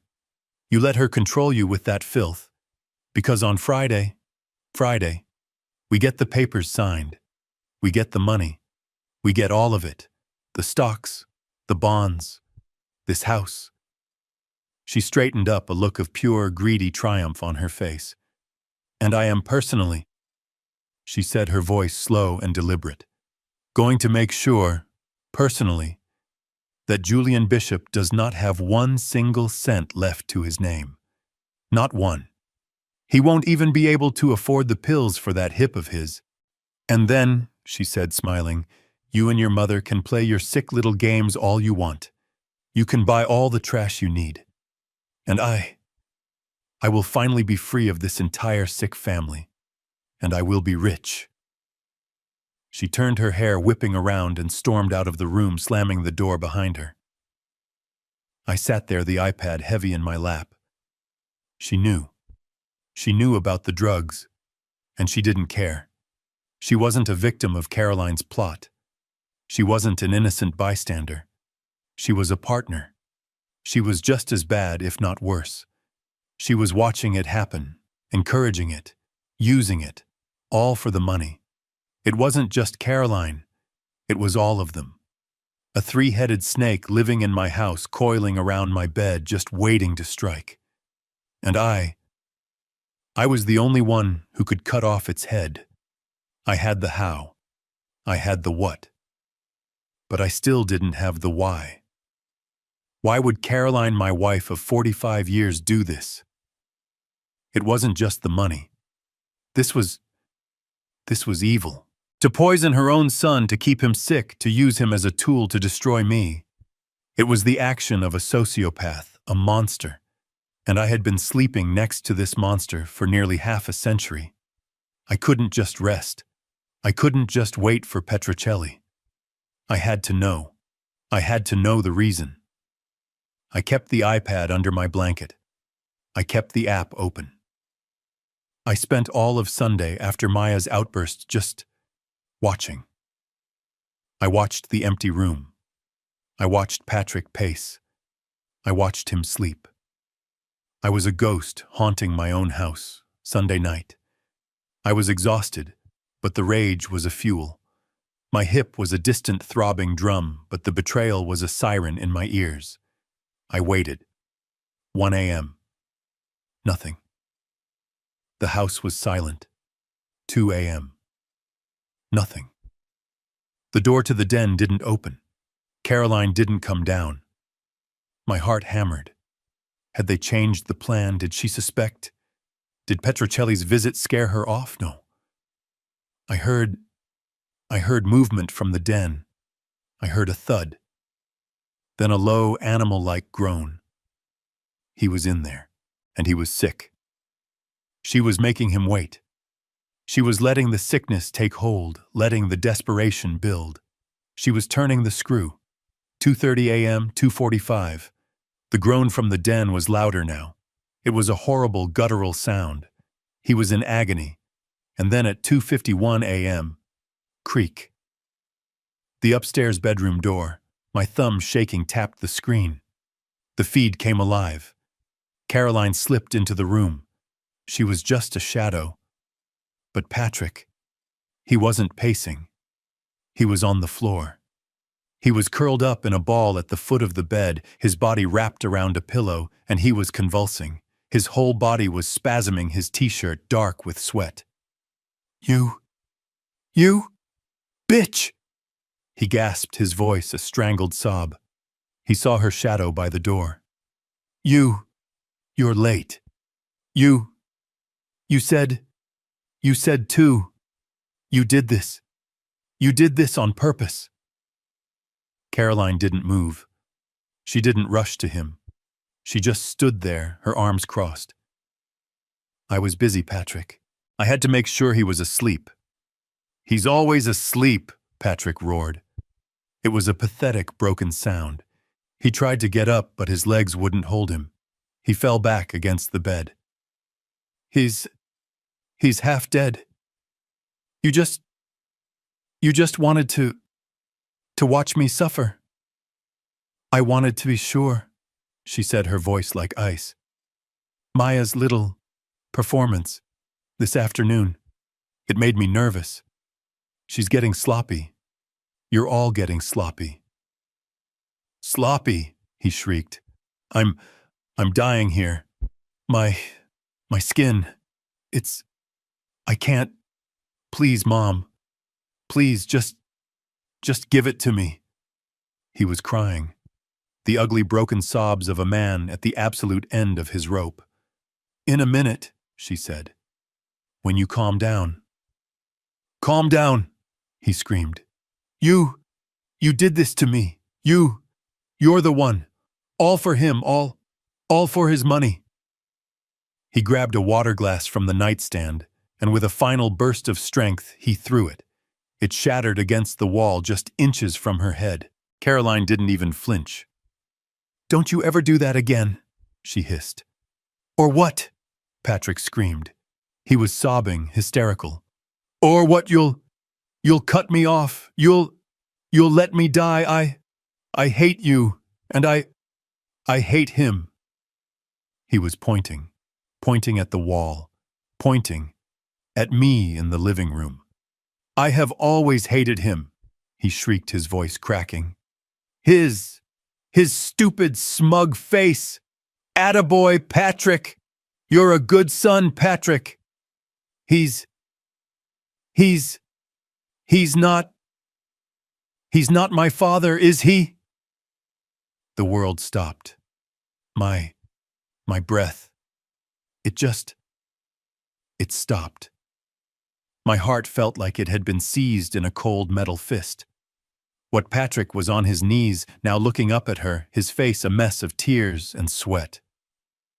He's not, is he? I've always known I don't look anything like him. I wish I knew. I wish I knew my real father. This was it. The why. Carolyn's face, which had been a mask of cold control, it broke. She didn't get angry. She didn't deny it. She crumpled.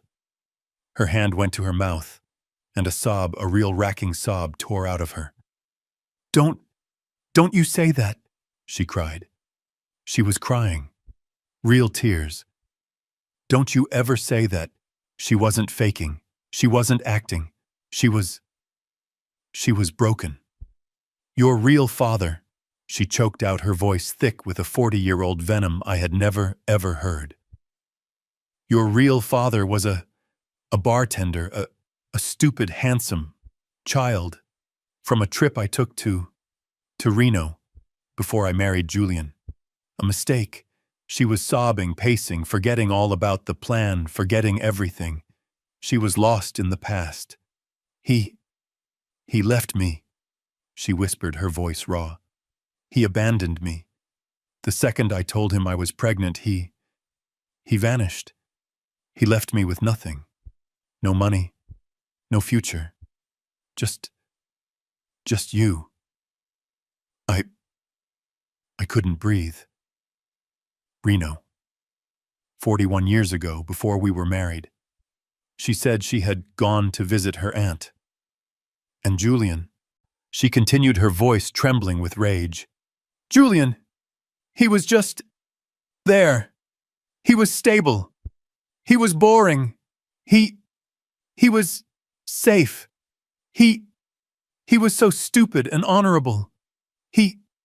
He never even questioned. He married me. He loved you. He raised you. He gave you everything. He gave you his name. And what did I get? She suddenly screamed, her voice rising to a terrible shriek. What did I get? I got 45 years of boredom, 45 years of being Mrs. Bishop, 45 years of pretending, of nothing, 45 years of watching him, your father, this boring, simple man, build an empire while I just waited. She was standing over Patrick now, her face twisted, tears streaming down her cheeks. He owes me, she screamed. He owes me. He owes me for every single boring dinner, for every night I had to pretend, for every single day I wasted being the perfect loving wife. He owes us this money, this $850K. That's just the interest, Patrick. That's the down payment on the life he stole from me. She grabbed his face, her fingers digging into his cheeks. I am doing this for you, Patrick. So we can finally have the life I deserved, the life he could never give me. I turned off the iPad. The screen went black. Patrick, my son, the boy I taught to ride a bike, the boy I took to his first baseball game, the man I was so proud of. He wasn't my son. He was the son of a bartender from Reno, my wife. She wasn't my wife. She was a stranger, a liar, a performer, a woman so filled with 45 years of silent, creeping hatred that she would poison her own child to get what she felt she was owed. My marriage, my family, my life. It was a lie. It was all a swim lie. I lay there in the dark, the iPad heavy on my chest. The pain in my hip was gone. I felt nothing. Just a cold, empty, echoing void. I had been the clueless old man for 45 years. I had been played. I had been the biggest, blindest fool on God's green earth. I stared at the ceiling. The rage was gone. The grief was gone. All that was left was the ice. I had heard enough. I had seen enough. I had all the evidence I needed. Friday. Friday was coming, and I was ready. Friday morning. I had been awake all night, but I kept my eyes closed, my breathing slow and ragged. I was in pain. I was confused. I was their perfect, helpless victim. At 8 a.m. on the dot, I heard them. The performance began. I heard the clink of silverware, the happy, hushed whispers from the kitchen. They weren't just hopeful. They were giddy. Today was their payday. Today, the clueless old man was going to sign away his life. He's awake, I see him stirring. Maya's voice, a high-pitched, sugary chirp. I let my eyelids flutter open. I squinted as if the morning light was too bright, as if I was struggling to surface from a deep, drugged fog. And there they were, the unholy trinity. Caroline was in the lead holding my breakfast tray. She was beaming her face, a perfect mask of wifely devotion. She looked radiant. It was disgusting. Good morning, my love, she cooed, setting the tray down on my lap table. We brought you a special breakfast. Scrambled eggs just how you like them, and some fresh orange juice. You need your strength today. Maya bounced in right behind her, her phone in her hand, probably already checking the balances on her credit cards. "Good morning, Julian," she sang like it was Christmas morning. "Today is the big day, the big day. I'm so excited I could just burst." And then I saw Patrick. He shuffled in behind them, a ghost at the feast. He looked like hell. His eyes were bloodshot, the pupils tiny black dots. His skin was pale and slick with a cold sweat. I could see a fine, uncontrollable tremor in his right hand. He was desperate. He was in the grips of withdrawal. His mother was holding his leash tight, and he needed his medicine. But he was trying. He was trying to smile. "Hey, Dad," he mumbled, his gaze fixed on the floor. You feeling okay?" "Oh, he's just fine, aren't you, dear?" Caroline said, brushing his comment aside. She didn't look at Patrick. She didn't acknowledge his pain. He was just a tool, and his job was almost done. She reached over and plumped my pillows, her hands cool on my neck. I had to use every ounce of my willpower not to recoil, not to grab her by the wrist. "We have such wonderful news," she said, her voice dropping to a conspiratorial, excited whisper. "Mr. Evans, our lawyer, he just called. All the paperwork is ready for the house, it's all here. We just need your signature, and it's all finished." The house," I mumbled, letting my voice crack. I put on my best confused expression. "Oh, that's wonderful. I'm so glad." "We told you we'd handle everything," Maya chirped, leaning in. "You won't have to think about a single thing ever again. We'll take care of all the boring financial stuff from now on. You just get to rest and heal and be proud." "Proud," I whispered. I looked at Patrick. "Yes, proud." He flinched. He looked away, his jaw tightening. He needed this to be over. He needed his fix. "All right," Caroline said, her voice all business disguised as efficiency. She pulled a neat blue folder from under the breakfast tray. "Here we are. It's nothing really, just the final bank forms." She opened the folder and spread the papers on top of my blanket. And there it was. The weapon. The key. "This," she said, tapping the top page, "is just the... what did he call it? The power of attorney form. It's just a standard authorization. It just gives Patrick the legal power to sign the closing documents for you, so you don't have to drag yourself all the way down to the bank. Isn't that thoughtful?" She clicked a pen, a simple blue ballpoint pen. She held it out to me. This was the moment, the culmination of 45 years of lies. The bartender from Reno, the stolen $850,000, the drugs, the clueless old man. It all came down to this. Me in this bed and that pen. They were all watching me. Caroline with her bright reptilian smile. Maya vibrating with so much greed I could almost smell it.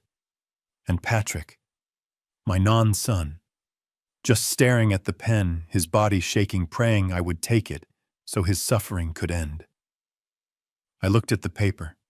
I looked at the pen. I looked at her. The monster. She was smiling, encouraging me. I let out a long, slow, pain-filled sigh. "Oh, honey," I mumbled, letting my hand tremble as I reached for the pen. I'm just so tired. My head is so foggy." "I know, dear," she whispered, her voice like poison. "I know. Just one little signature. Right here. Just sign your name. And then it's all over. You can go right back to sleep." Oh yes, I thought, as my fingers closed around the pen. It's all about to be over. My fingers closed around the blue plastic pen. It felt cheap in my hand. This cheap little thing. This was the weapon they thought would end me. I held it, my hand hovering just inches above the paper. The signature line.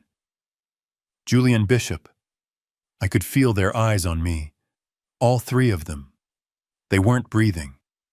The silence in the room was so thick, I could feel it pressing on my skin. Caroline's smile was stretched tight like a rubber band pulled to its breaking point. She was vibrating with anticipation. Maya was leaning in her eyes not on me, but on the tip of that pen. She was practically drooling with greed. And Patrick, poor stupid Patrick, he just looked like he was going to be sick. His whole body was shaking, in that fine, desperate way I now understood. He was staring at the pen like it was his last hope on earth. He needed this to be over. He needed his fix. "Sign it!" Their silence screamed.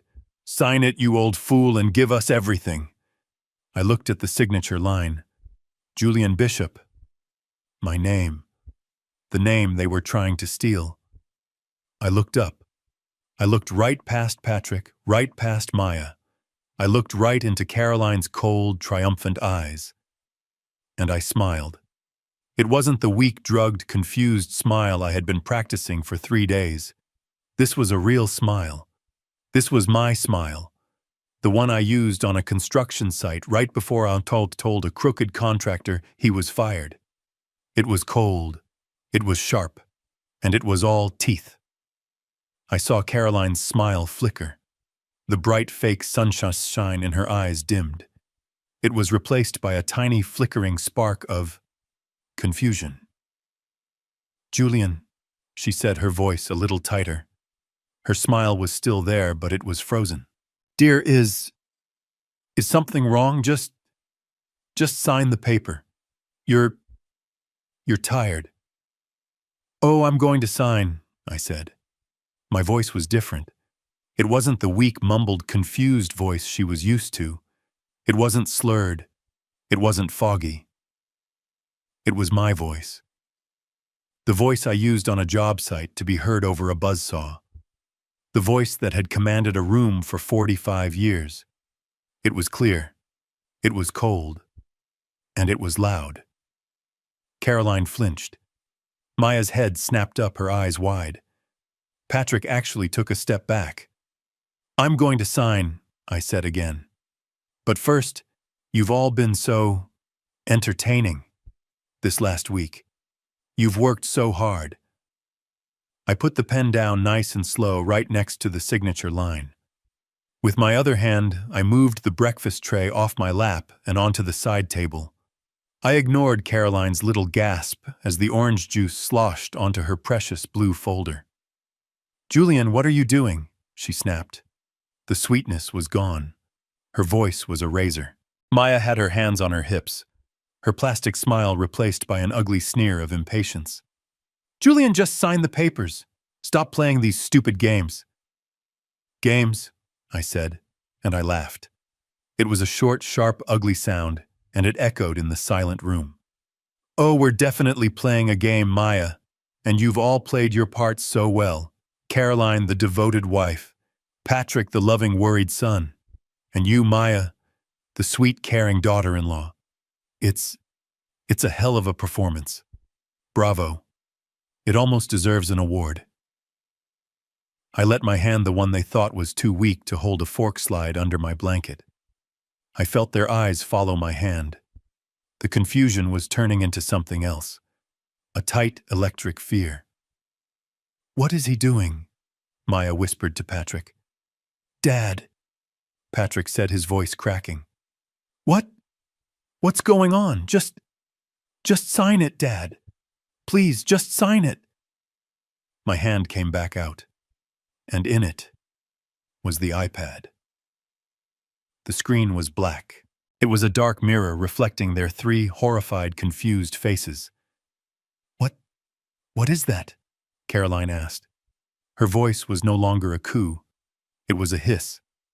"Julian, what is this?" "Put that away. Sign the papers." "In a minute, honey," I said. I've been taking up a new hobby, filmmaking. I've been working on a little documentary about a family, about a loving wife, and a devoted son, and a very, very sick old man." I looked right at Patrick. You're the star son. Patrick went white. Not just pale. He went the color of ash. He looked like he was going to throw up right there on the floor. I I don't, he stammered. Maya's face, oh, Maya's face was a picture. The greed, the excitement, it shattered. Replaced by a cold, dawning, ugly realization. What did you say? She whispered. Her eyes darted from me to Patrick. And then, I saw it. I saw the moment she understood. Her eyes darted toward the den, toward their room, toward the wall where the TV was, toward the little black cube plugged into the power strip. I saw the blood drain from her face. What movie, Julian? Caroline demanded. Her voice was trembling. The mask was gone. This was the real Caroline, the cornered rat. What is on that thing? I looked at her. I looked at all of them, the 3 people who had tried to bury me. I smiled that same cold, sharp smile. I'm calling it the 2 a.m. meeting. I let the title hang in the air. Or, maybe, How to Poison Your Son and Steal from a Clueless Old Man. I'm still workshopping the title. I rested my thumb on the power button. I thought we could watch the premiere together, as a family. Patrick's face was a mask of pure ashen terror. He was shaking his head. No, Dad, don't. Please, don't. Maya just stared at the black screen, her face frozen. Julian, this isn't funny, she hissed. What is this? Stop this. Stop it now. And Caroline. Oh, Caroline. She was trembling with rage. Julian, you are sick, she spat. You are confused. Give me that. Give me that iPad right now. She lunged for it, but my hand was faster. I held it up just out of her reach. I said, wagging my finger. You're going to want to see this. It's the opening scene. My favorite part. It really sets the tone for the whole picture. And with my thumb, my steady 70-year-old thumb, I pressed play. The screen lit up. The speakers on the iPad, cheap as they were suddenly loud in the silent room.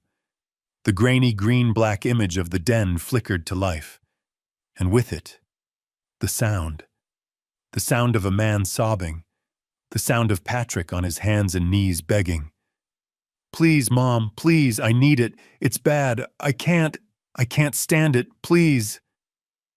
The room, it stopped. Time stopped. Maya's mouth, it just fell open. Her eyes, wide with greed just a second ago, were now wide with pure, unadulterated horror. She wasn't just shocked. She was implicated. She wasn't just watching a con.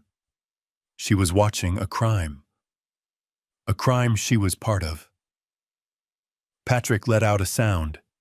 A high-pitched, strangled gasp. He staggered backward, slamming into the wall, his hands flying up to cover his own face. He was staring at the screen, at himself, at his own pathetic, broken image groveling on the floor. He was watching his own damnation. And Caroline. Her eyes were glued to the screen. She watched her own shadow, her own ghostly green image pull the little plastic baggie out of her nightgown. You know what you have to do to keep getting this, don't you? Her own voice, cold and reptilian, filled the living room. Friday, the papers, the old man. I saw her face. The mask didn't just crack, it disintegrated. The tray in her hands, the one with the fresh orange juice and the special breakfast, it tilted. And then it fell. It was the loudest sound I had ever heard, a deafening crash of ceramic glass and silver. Scrambled eggs and orange juice and hot coffee exploded across the hardwood floor. The blue folder with the power of attorney papers was splattered the ink on the signature line already starting to run. But Caroline didn't notice. She wasn't looking at the mess. She was just staring at me. Her face was white. Her mouth was opening and closing, but no sounds were coming out. She looked like a fish gasping for air on a dry dock. "Julian," she finally whispered. Her voice was a dry rattle. "Julian, you spied on me." "Spied," I said. I was calm. My voice was even. "No, Caroline. I didn't spy. I watched. I learned." I let the video keep playing. I let them all watch. I made them watch as Patrick snatched the bag. I made them watch as he huddled in the chair. I made them watch as he snorted the poison his own mother had delivered. Maya made a gagging sound. She actually put her hand over her mouth. "Oh my God," she whispered. "Oh my God, Patrick. You're a junkie." Patrick just slid down the wall, his hands over his head, sobbing. "Stop it. Stop it. Turn it off.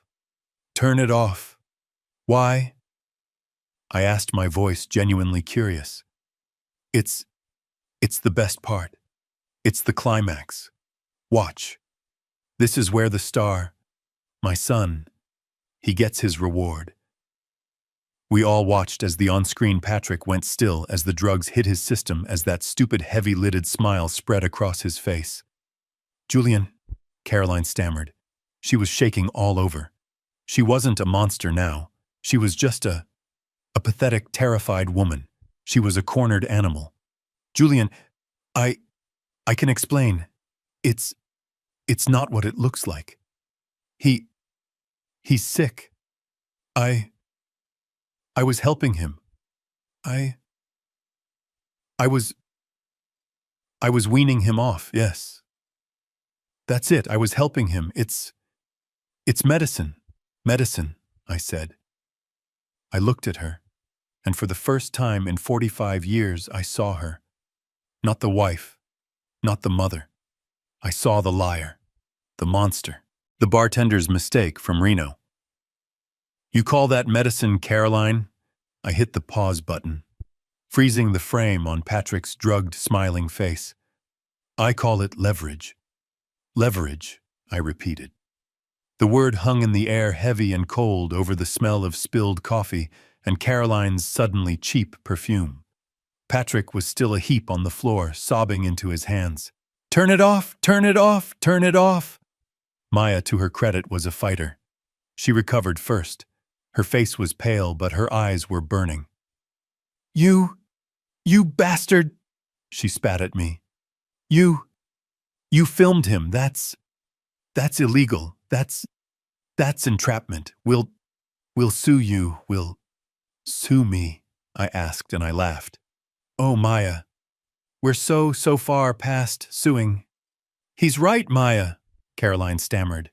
She was trying to regain control, trying to find her footing. She was grabbing at straws. "Julian, this is a sickness. It's a family matter. It's private. You can't show this to anyone. This would destroy him. It would destroy us. What do you want, Julian? Money? You already gave us the money. Just delete it. Delete it and we can fix this. We can get him help." "Help," I said. You call that help, Caroline?" I looked down at the iPad. "You're right. That was just the opening scene. You haven't even seen the plot yet. I call this next part the business meeting." I tapped the screen, and there they were again. The same two shadows. Caroline sitting. Patrick slumped in the chair, his high just wearing off. And then their voices filled the room. Clearer this time. "Maya's getting nervous. She says the old man has to sign the papers on Friday. I saw Maya's head snap toward Patrick, a look of pure, venomous betrayal. You told her I— Shh, I said, holding up a finger. The best part's coming. We all listened. We listened to Caroline's cold, clear voice explain the real plan. The 850K is bait, Patrick. It's the start. It's not the prize. The prize is everything else. I watched Maya's face. The betrayal was gone. She was just listening. She was impressed. And then Caroline's voice on the video, my wife's voice, said the magic words. He's a clueless old man. That's me, I said, pointing to my chest. I gave them a little wave. The star, the clueless old man. We kept listening. By the time he's clear-headed enough to notice anything, I will have every single penny. And if he does make a fuss, if he tries to fight it, who is a court going to believe a patient on high-dose opioids or his loving, devoted wife? The video ended. Silence. The only sound in the room was Patrick still sobbing. Caroline she just stared at me. The color had drained from her face. She wasn't just pale. She was gray. The mask was gone. The monster was fully exposed. You, she stammered. Yes, I said. Me. The clueless old man. I looked at Maya. And by the way, just so you know, that $850,000, the bait, that was moved during my surgery, while I was unconscious. The rest of my accounts, my brokerage, this house, they were all frozen by my lawyer Tony Petrocelli 48 hours ago. There's nothing left to take. The well is dry. You won't get a single dime. Maya's face. It imploded. The greed, the shock, the hate, it all just collapsed into a mask of pure, ugly defeat. She knew it was over. But Caroline was different. She wasn't defeated. She was enraged. You bastard! She screamed. It wasn't a word. It was a shriek like a predator whose kill had been stolen. You tricked me, you were pretending, you were spying, you set me up. Me. I said, my voice dangerously calm. I set you up. Caroline, you have been poisoning your own son. You have been lying to me for God knows how long. You planned to steal everything I have ever worked for. You planned to have me declared insane. And I'm the one who tricked you. You don't understand, she wailed. She was in full-blown hysterics now, pacing back and forth, ripping at her own hair. You deserved it. You owed it to me. He. She pointed a shaking finger at Patrick, who was still a sobbing heap on the floor. He's all I have, she screamed. And I even know why I said. My voice was a whisper, but it cut through her screams like a knife. She froze. I know all of it, Caroline, I said, my voice hardening. I kept recording. I saw the director's cut. Her eyes went wide. She looked confused. I heard everything, I said, my voice cold as the grave. I heard all about Reno. I heard all about the bartender. Caroline, she stopped. She stopped screaming. She stopped moving. She just froze. I saw the last bit of color drain from her face. I saw the terror in her eyes. This was the one thing. This was the one secret. The real one. The one she thought was buried for 40 years. I know, I said, my voice flat, that Patrick is not my son. This was the moment. This was the one that broke her. She didn't just get angry. She exploded. The last 45 years of lies and hatred and resentment it all came boiling out of her. "Yes!" she screamed, her voice cracking her face a grotesque mask of rage and tears. "Yes, you're damn right. He's not yours. Thank God, he's not yours." She was pacing, a wild animal trapped. "He's mine. He's the one thing I had that you didn't. You boring, pathetic, old man." She was spitting the words at me. "I wasted my life on you," she shrieked, tears streaming down her face.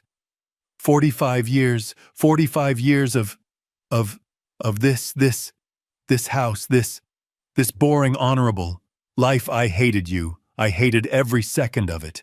She pointed at Patrick. "His real father. He was alive. He was fun.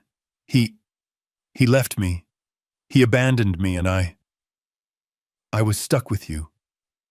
The safe, boring, stupid man who would just take me, who would raise another man's child and be proud of it. He owes me," she screamed again, pointing at me. "You owe me. You owe me for lying to you. You owe me for staying. You owe me for my life. This money, it's nothing. It's just the interest." She laughed, a horrible, sobbing, broken sound. "And him," she spat, pointing at Patrick. "Yes, I gave him the drugs I did, because at least it made him need me. At least it made him different from you. I'd rather see him a junkie than see him turn into you." And there it was. The whole rotten, ugly truth. All of it. The room was silent except for her panting, gasping breaths and Patrick's low, horrified moans. Maya. She was just pressed against the wall, her eyes wide like she was watching a bomb detonate. I just looked at Caroline. This stranger. This creature. I took a long, slow breath. "Well," I said, my voice calm. "Thank you for that, Caroline. You've just confirmed everything." She just stood there panting, her chest heaving, her face a grotesque mask of tears and 45 years of pent-up hate. The room was dead silent. Even Patrick had stopped sobbing, his head up, just staring at the monster that was his mother. Maya was pressed against the wall like she wanted to phase right through the drywall, her eyes wide with terror. I took a long, slow, calm breath. I looked right at Caroline. "Well," I said. My voice was quiet, but it cut through the silence like a scalpel. "Thank you for that, Caroline. Thank you for confirming all of that. You've just made this next part so much easier." "What? What next part?" she hissed, her eyes narrowing, the rage still trembling in her. "What are you going to do, call the cops? You wouldn't dare, you wouldn't dare bring this shame on your own." She didn't get to finish the word family, because right at that exact second, the doorbell rang. Ding dong. It wasn't a friendly ring. It was a hard, impatient official sound. It echoed through the house like a gunshot. All three of them, Caroline, Maya, and Patrick, they just froze. Their heads snapped toward the front door, their faces identical masks of pure, sudden panic. Who is that?" Maya whispered, her voice trembling. "We aren't expecting anyone." "Oh," I said.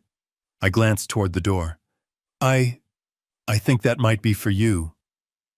Ding dong. Louder this time. More insistent. "Patrick," I said, my voice calm. Go get the door. Be a good host." Patrick looked at his mother. She was paralyzed, her face ashen. He looked at me. He was trapped. He stumbled to his feet, his body still shaking, and he walked to the front door like a man walking to the gallows. He fumbled with the lock. He pulled the door open. Two police officers were standing on the mat. Big men in full uniform, their hands resting near their belts. They weren't here to sell cookies. "Sir, ma'am," the first officer said, looking past Patrick at the scene. At the shattered glass, the spilled food, at Caroline crying hysterically, at Maya pressed against the wall, and at me in the hospital bed. "We received a call, a very detailed call, from a Mr. Petrocelli, about a potential elder fraud situation and the distribution of narcotics." Caroline just made a sound, a low, dying wail. "Petrocelli?" I held up the iPad. My hand was steady as a rock. "Officers," I said, and my voice was clear and strong. "Please come in. I'm Julian Bishop, and I believe this is what you're looking for." I held the iPad up, the screen still glowing. "I have video evidence, hours of it, of a conspiracy to defraud me of my entire estate, and a full confession." I pointed my finger steady right at the woman I had been married to for 45 years. And that woman, Caroline Bishop, she just confessed. She confessed to everything. She is the one who has been supplying her son with illegal narcotics. She's the dealer. She told me herself. It's all right here on the video. The healing. That was the hard part. The hip was easy, bones knit. Steel and titanium, they hold. The physical therapist pushed me and I pushed back. I was really walking in 6 weeks. But the other part, the healing of the mind, that took longer. Petrocelli, my lawyer, my friend, he handled everything. Caroline and Maya, they tried to fight. They tried to say the videos were illegal.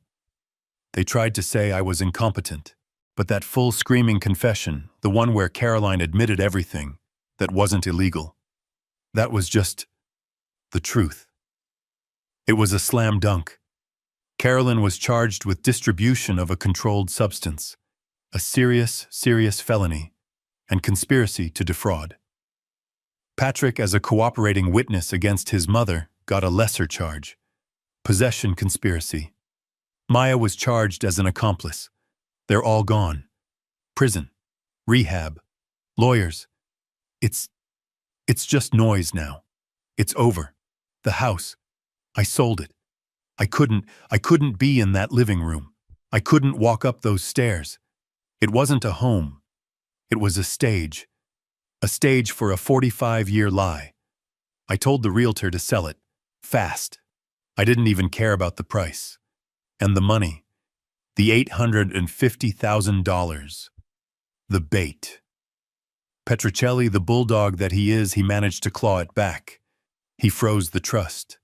He proved it was all founded on fraud, on coercion. It all came back to me. I had my money. I had my health. I was 70 years old, and I was completely alone. I could have bought a new house, a condo in Florida. I could have gone anywhere, but I didn't. I took that $850,000, the money that was supposed to be the seed of my destruction, and I gave it away. I started the Julian Bishop Foundation. It's a small place, a nonprofit. It's for parents of adult addicts, parents who are lost, parents who want to save their children, not use them, not destroy them. We provide resources. We provide support. We fund rehab beds for the kids who can't afford it. We hire lawyers to help parents get conservatorships, not to steal from their kids, but to save them. My whole life, I thought my legacy was my company. I thought it was my son. I was wrong. My legacy, it's this, and it's the phone call I took yesterday from a mother in Ohio who got her son into a clinic. It's the letter from a father in Texas who finally understood he wasn't alone. My name is Julian Bishop. I'm 70 years old. My wife is in prison. The man I thought was my son. I don't know where he is. And for the first time in my entire life, I feel like I'm truly alive. If you are watching this, if you have ever felt trapped, or small, or underestimated in your own home, I want you to know this. Setting boundaries doesn't make you cruel. It makes you wise. Saying no doesn't make you unloving. It makes you healthy. And forcing the people you love to face the consequences of their actions is not revenge. It is the hardest, most painful, and most honest form of love there is. I learned that the hard way so you don't have to. Thank you for listening to my story. If it resonated with you, if you have ever had to stand up for yourself against the people who were supposed to protect you, please let me know in the comments below. Hit that like button and subscribe to this channel so you don't miss another story. Tell me, what would you have done in my place, and where in the world are you watching from? Your support means everything. I read every comment. Thank you.